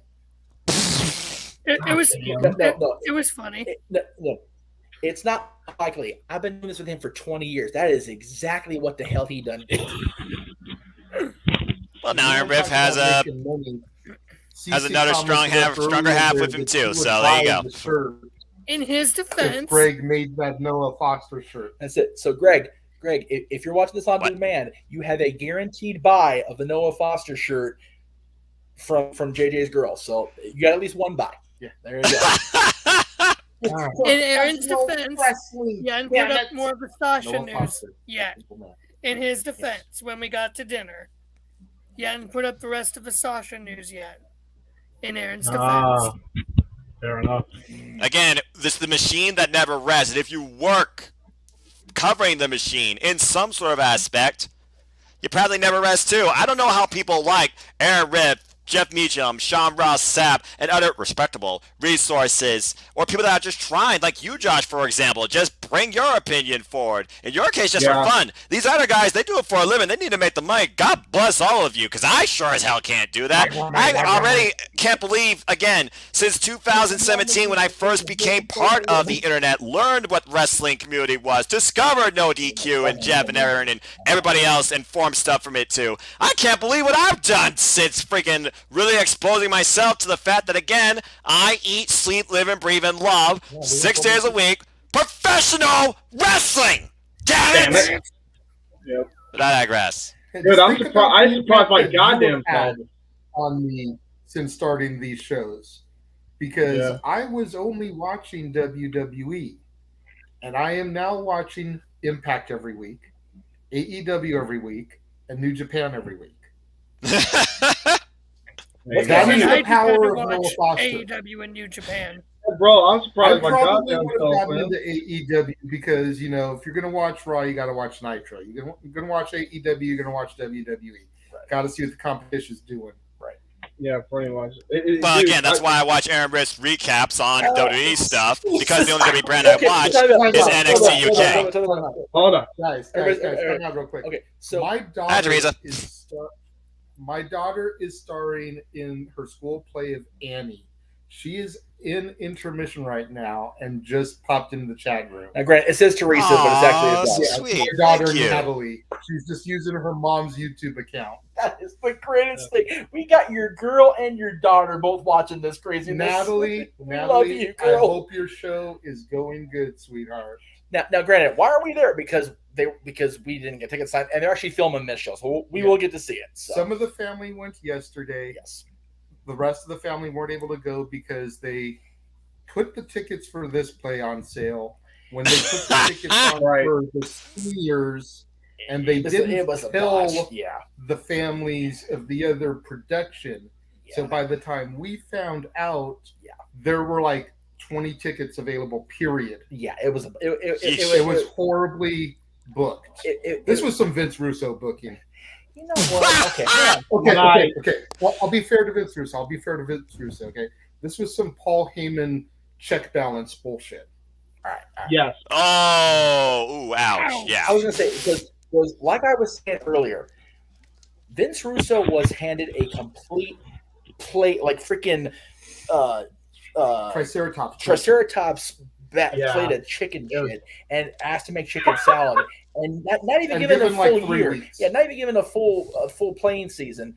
And you know, the thing is, Bischoff worked from a deficit and managed to build the company back up. Yeah, because he had the right talent.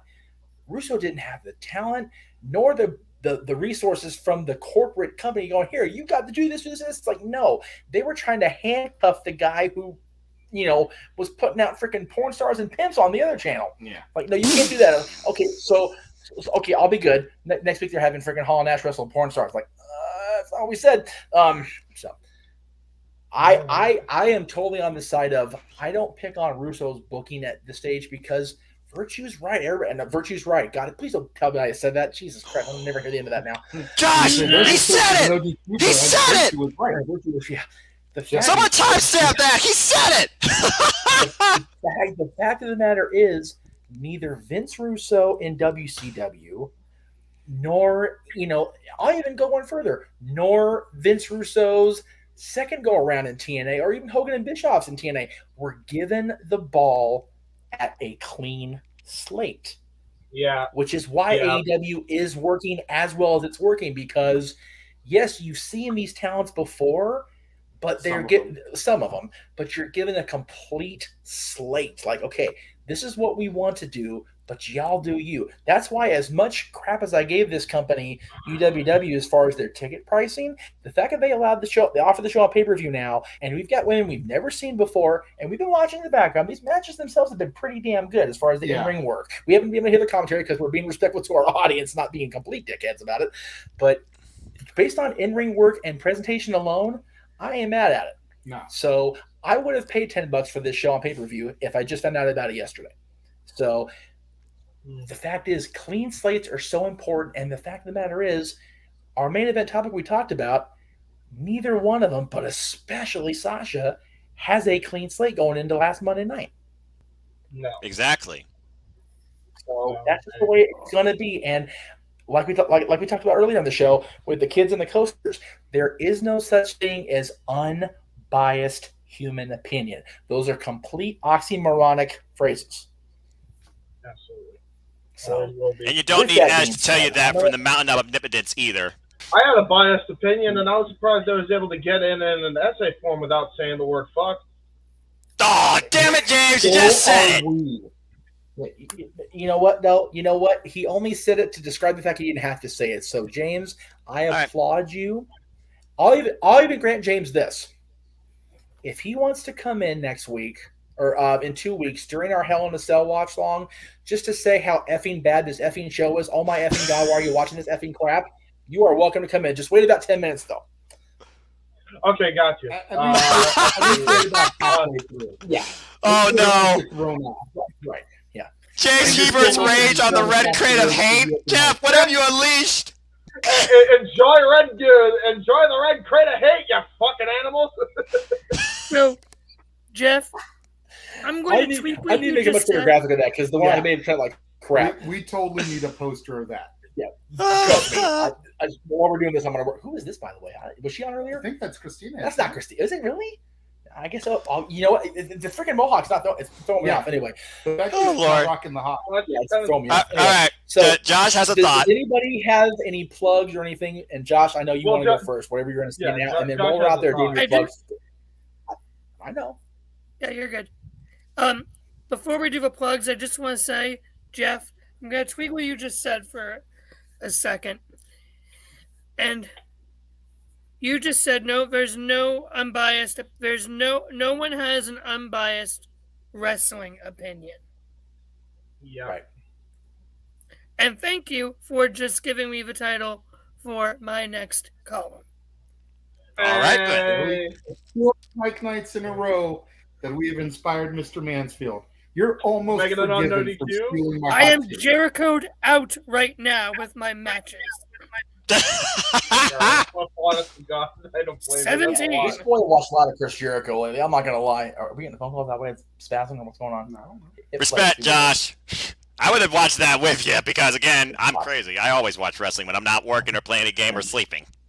Hey, hey, look at the article. The matches I watched are on the article. I did. I read your article and I watched those matches because most of those matches I've already seen. Good stuff. I did too, for sure. And thank you to Jeff for the Word doc he sent me with links to the AEW and New Japan matches. Yes. Thank you. Yes. Again, no problem, brother. Glad to do it. Jericho, the GOAT, the king of innovation, character reinvention, wizard. The GOAT, but definitely a GOAT. A GOAT for sure. A GOAT. He says the. That's why I said the. The in lower case font, not all caps font, but he definitely is a GOAT for sure. Do you? I do have to ask this before we do Josh. plugs, Go Josh. ahead, James. I do have to ask this before we do plugs, Josh. Between the two that were compared, has your opinion swayed on Jericho being better than Michaels, or is it still the same? I still think Michaels over Jericho personally. Fair enough. But you know what? At least I'm glad you at least gave it a damn shot because a lot of people are just like, I'm right. And that's literally what I was talking about earlier. As great as Chris Jericho has consistently been for his 30 years in the business, that many Chris Jericho matches in a short amount of time, dude, you definitely need a Jericho detox without question. 100%. At least till Sunday. Okay, there's another shot later. Right now, he's a revolutionary force in sports. That's right. And we will be seeing Chris Jericho not this time slot because we'd be out there by now for the pay-per-view, but in a week and a day, this team in some form or another will be back on for, again, Double or Nothing, In Your House, Hell in a Cell, Always Ready, Slammiversary, Forbidden Door.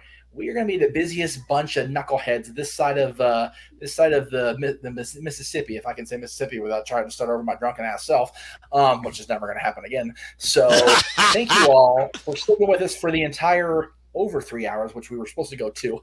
You're right. Again, Josh has the columns on ODQ right now about the Chris Jericho list, and he also has an interesting take on the best WrestleMania matches. Is out on social media right now, so we appreciate Josh's the influence we've had on Josh, the horrible influence we've been on Josh Manfield's watching habits and his poor little fragile mind. So definitely God bless you. Some hot takes on that WrestleMania list. The fact that there's I'm aware, vote and no Iron Man match. Again, subjective, like we always say on Ask the Dads and Dad's Not Always on Wrestling. But definitely some hot takes, the fact that those two are missing. Anything else you want to plug, Josh? Yeah, go ahead. Anything else you want to plug, Josh? Just follow me on Twitter at CatholicJosh122. Again, you can read my columns, on NoDQ. My main monthly column is my Mansfield matchups, where I run down my predictions for that month's WWE pay-per-view. word of a wise, when you're reading it, read it in an Adam Blompier voice, because that's the voice I write those in.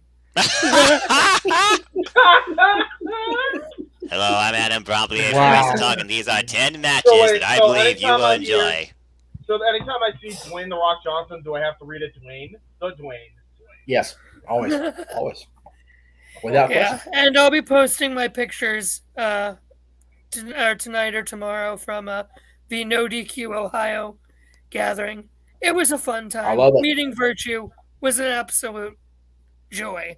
I will save those words. Yeah. I can't and wait I got to the hear. Triple H point from Greg. Hey, And I gave Greg the Triple H point. By the way, I'll be on the No DQ the review with Virtue soon. So, there you go. James, let me know which week you're on there, brother, because I'm definitely going to be on there with you. I'm going to.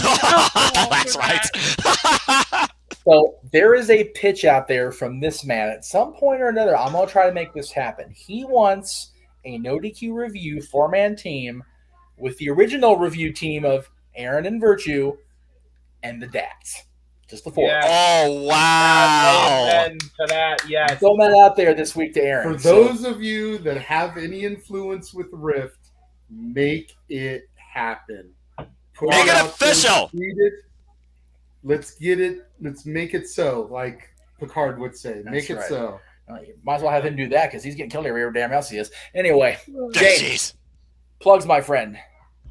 You guys can follow me on YouTube.com at this handle right here. That way, it's I don't have to keep reading it off. I can read this URL. My CAW League. You people know I have it by now. It's basically a promotion off a video game. The knee fed, literally. There you go. YouTube.com/user/WYW Pride. Check it out. Got some cool stuff on there. You can also follow the Twitter at Weymouth Youth TC. That's WEYMOUTH. And also follow us on Instagram at Weymouth Youth Wrestling. A bunch of clips of the matches on there. I think you'll enjoy it. If you like wrestling, I think you'll like it. And if you like video games, I think you'll like it. There's something in there for everybody. We got a good little buffet going on over there when it comes to the world of professional wrestling. And then on top of that, you can stay tuned to No DQ. I'll actually be on the No DQ review at some point in the next 3 weeks' time, depending on how schedules work out, according to Aaron. So, God rest her, I'm going to be on a freaking thing with Virtue. That should be fun. And on top, yeah, right. On top of that, Wrestling Rundown on the Wrestling Fortune 44 channel on YouTube, youtube.com/user/Wrestling Fortune 44, where myself and this man, Noah Foster, got to point the right way, are going to be. I might have pointed the right way. I don't know. Noah is going to be on hosting along with Owen Finch, who is the runner of the show, and I will be streaming in the background. So there you go. He used so many single-letter phrases there. I want to say you can catch us at June 6th at MICK White House. But anyway, Noah Foster. Noah Foster, take it away, for the love of God. Oh my gosh, I love professional wrestling, and I love you guys. I'm so blessed to be part of this wrestling family. That being said, folks, again, it's the week of Double or Nothing and All Elite Wrestling, celebrating 3 years of this great company, because that's professional wrestling! Damn it! Make But it I digress. goodbye. I'm on Instagram, Twitter, and YouTube, man, Foster9016, where I wish to only encourage you to adjust your life and enjoy professional wrestling too. As I look at all things wrestling, I will be with James Hebert and Owen Finch for the Wrestling Rundown. Later on this week, there'll be another ATW View, where we will preview and discuss Double or Nothing in full. Back here on the Jeff Meacham Network, I'll be here providing you play-by-play commentary for AEW Double or Nothing, as well as preview and predictions for that, while we keep tracking the Jeff Meacham Network predictions game. Later on this week, I'll be on No DQ, as we also do Double or Nothing preview and predictions. And the forum for that league will also be live on my Twitter. I will also be with the Daily Slam as we do an AEW Rampage recap and review, and also AEW Dynamite review as well. There is so much ahead for this Simple Man Professional Wrestling too, so stay tuned all across freaking YouTube. But as always, I like to close. There are no winners, there are no losers, there are no betters. There are just fans with all opinions for this passion we all share. At the end of the day, folks, support one another and respect each other, and just enjoy life and enjoy professional wrestling. Simple as that. That's right. Damn it. All right. As I try to get this ready, as JD's getting ready to talk, because I didn't have the one graphic I wanted to have ready for this. Of course not, because you had one job, Meacham. You know what? I am not Quizzlemania material. That is Greg Cherry. But I almost did forget. Later on this week, stay tuned for a premiere on Combat Wrestling Trivia. I had my first ever match. It's him against his buddy Paul. Nice. On CWT. Good grief, Charlie Brown. I will just say with Greg, right, so I've got a lot the of stuff absolute on giddiness that Aaron had today, stumping Greg with the trivia question. Oh, wow. Wow. And that's why he has the belt. Right. All right, so I got a lot of stuff that I'm going to run through here. I'm going to try and do it quickly. I don't think I can talk as quickly as Noah, but I'm still going to try to Brian Cage it and get my shit in. If you go to my YouTube channel, youtube.com/CasaD18 Studios, you will see my most recent review, which went up today, my review of Doctor Strange in the Multiverse of Madness. Tomorrow, a brand new episode of my new endeavor, The War Zone, over on my channel, where I kind of break down some of the newest acquisitions to my movie library. Monday, come back as we continue Dwayne "The Rock" Johnson month, and we talk about his first flick with Kevin Hart, Central Intelligence, which will be immediately followed by The Dads Not Always on Wrestling, as we take a look at the top 10 greatest matches for the most electrifying man in all of entertainment. All the things. The Dwayne. The Rock. The Dwayne. Yes, the Dwayne, damn it. That's right. Wednesday, I'll be doing my review of video game turned movie. No, not Doom. I'm not putting y'all through that. We appreciate that. Rampage. No, not AEW Rampage, but the video game turned movie Rampage. There you go. Friday will be my review of Skyscraper. That's the botched graphic because it has Jumanji and not Rampage. I'm sorry. Botch! Botchamania running wild. Then, as we already touched on, this weekend will be the coverage of Double or Nothing. I am very much looking forward to this. This is going to be the first AEW pay-per-view that I watch in real time, start to finish, because I am invested in the storylines and the characters at this point. Amen. So this is going to be a big deal. I know Noah is giddy to get me involved in that one. It's going to be just a lot of good stuff. And then the following week, I wrap up my Dwayne "The Rock" Johnson coverage with Red Notice. I'm going to try. Ryan Reynolds and Gal Gadot, Netflix original movie. Yes. And then, as Jeff touched on, June, we've got NXT in Your House. My first time going to be calling a pay-per-view with this man, the simple man, Noah Foster. Very much looking forward to that. We got to make sure that at some point we do get that still image of James petting his cat, though, so that we can throw that up there, since that's more important than calling the WWE pay-per-views, the PLAs. Wait, my cat? Wait, my cat? Yeah, that's what you put in the chat room. I'm going to be petting my cat or something. So that's why I keep running with that joke, because you put that in the chat. Oh, that's so good. The following night will be, what are we calling it? Red Hating the Great or some shit? The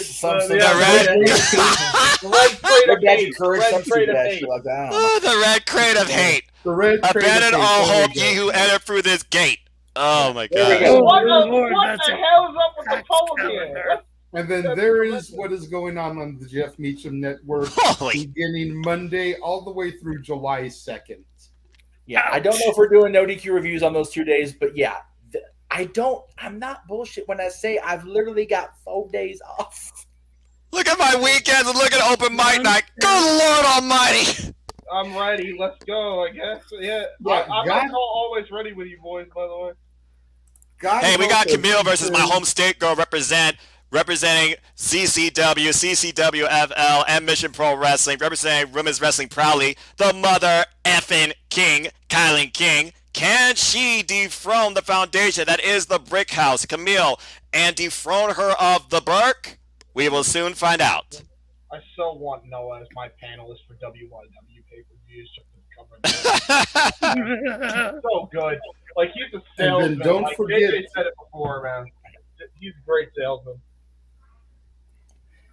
And then don't forget, everybody, the June 24th edition of Open Mic Night, we're going to present our own Forbidden Door cards. Fantasy booking, baby. Yeah.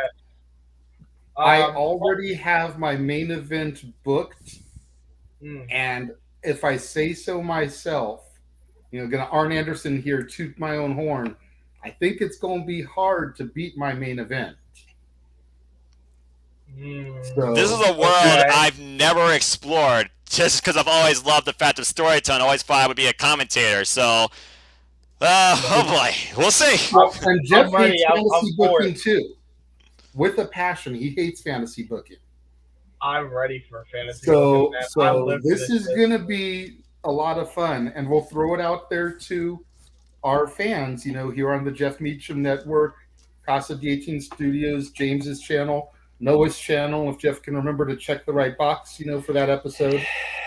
Have them interject and see whose card they think is best. There you go.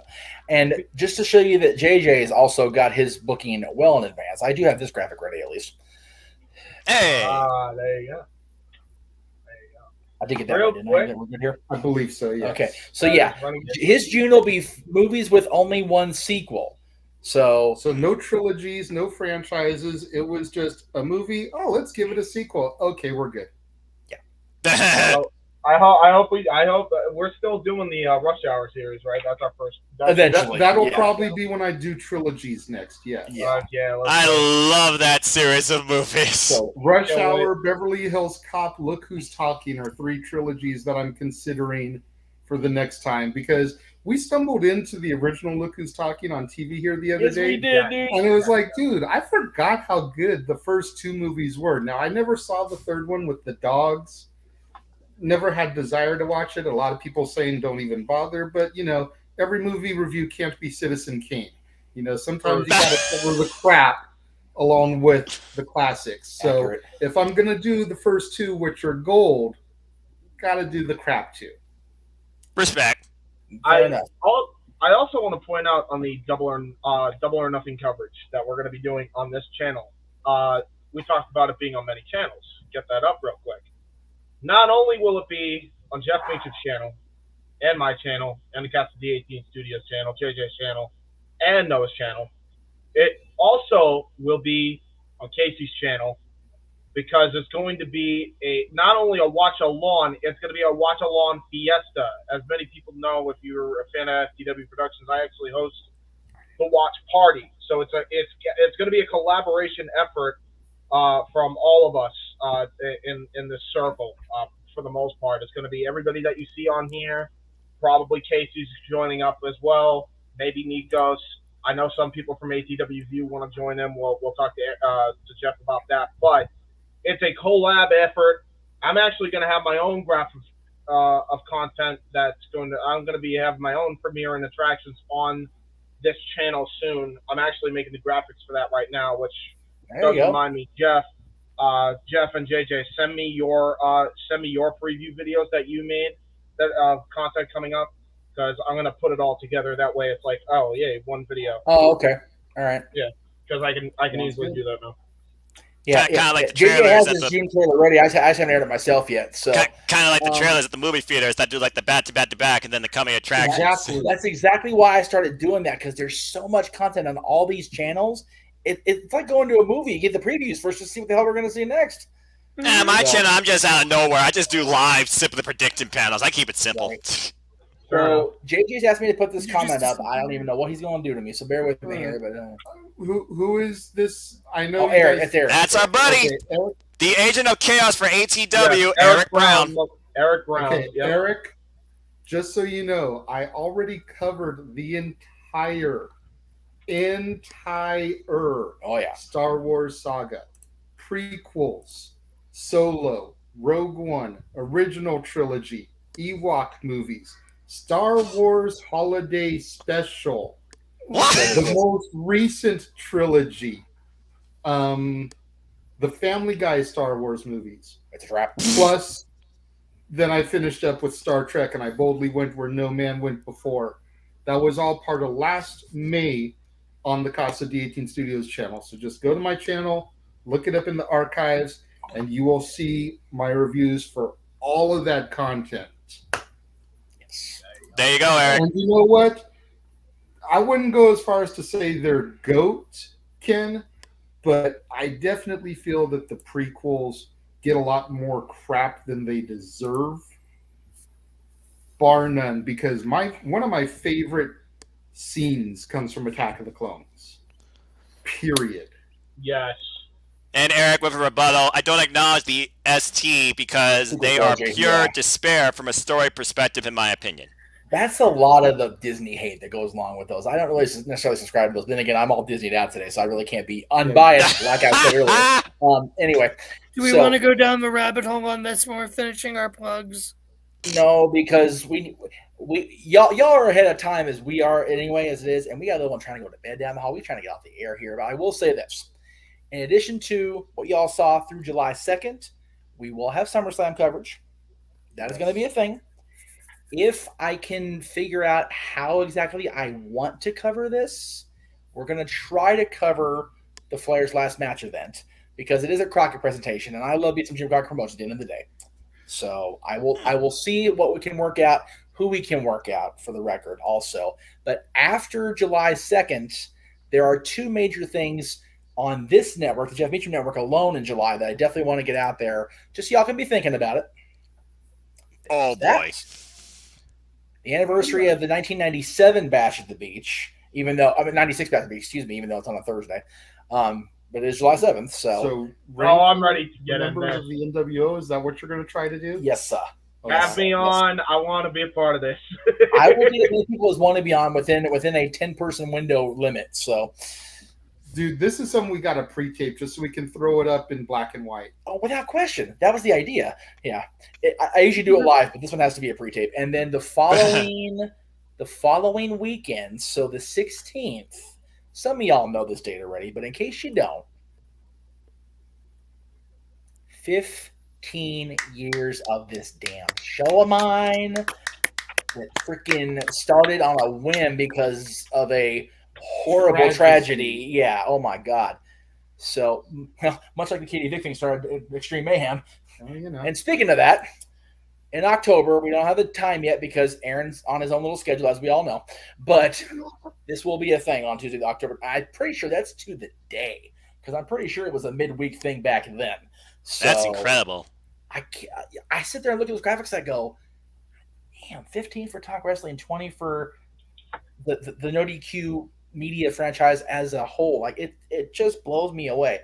Well, congrats to both you and Aaron, Jeff. You definitely, you made it to this point for a reason, and you deserve it. Before we get out of here, I want to try and put three things out there in the world. We already touched on me for the No DQ review. I want to make that happen some point before the end of the year. The other things I want to do is I want to put out there, I want to do a debate against Virtue. And I want to go on Jack of all trades. Right. Oh. Greg, if you're watching, I watched my first episode of Jack of all trades the other day. And I think I can do good at this one. I'm not good enough to challenge you for the strap. I'm not ready to go on Wrestling Trivia Challenge yet. But I actually got some of the questions that your other contestants got wrong right. Oh, yeah. I think I would have dethroned the champ based off of my score if I had been on that episode. So that's to Maddie Laws as well as to Greg, for the record. So there you go. And there you go. I forget Josh in there cursing himself now, so there you go. While we're putting it out there in the universe. Coming from my boy Maddie Laws. While we're putting it out there in the universe, let's make this a special episode of Jack of all trades. The champion versus wrong Jack. Professor was Jeff Meacham versus me versus Stat Boy. Now that's a match I would be interested in seeing. Invasion of the Greg Cherry brand, and I'm here for it.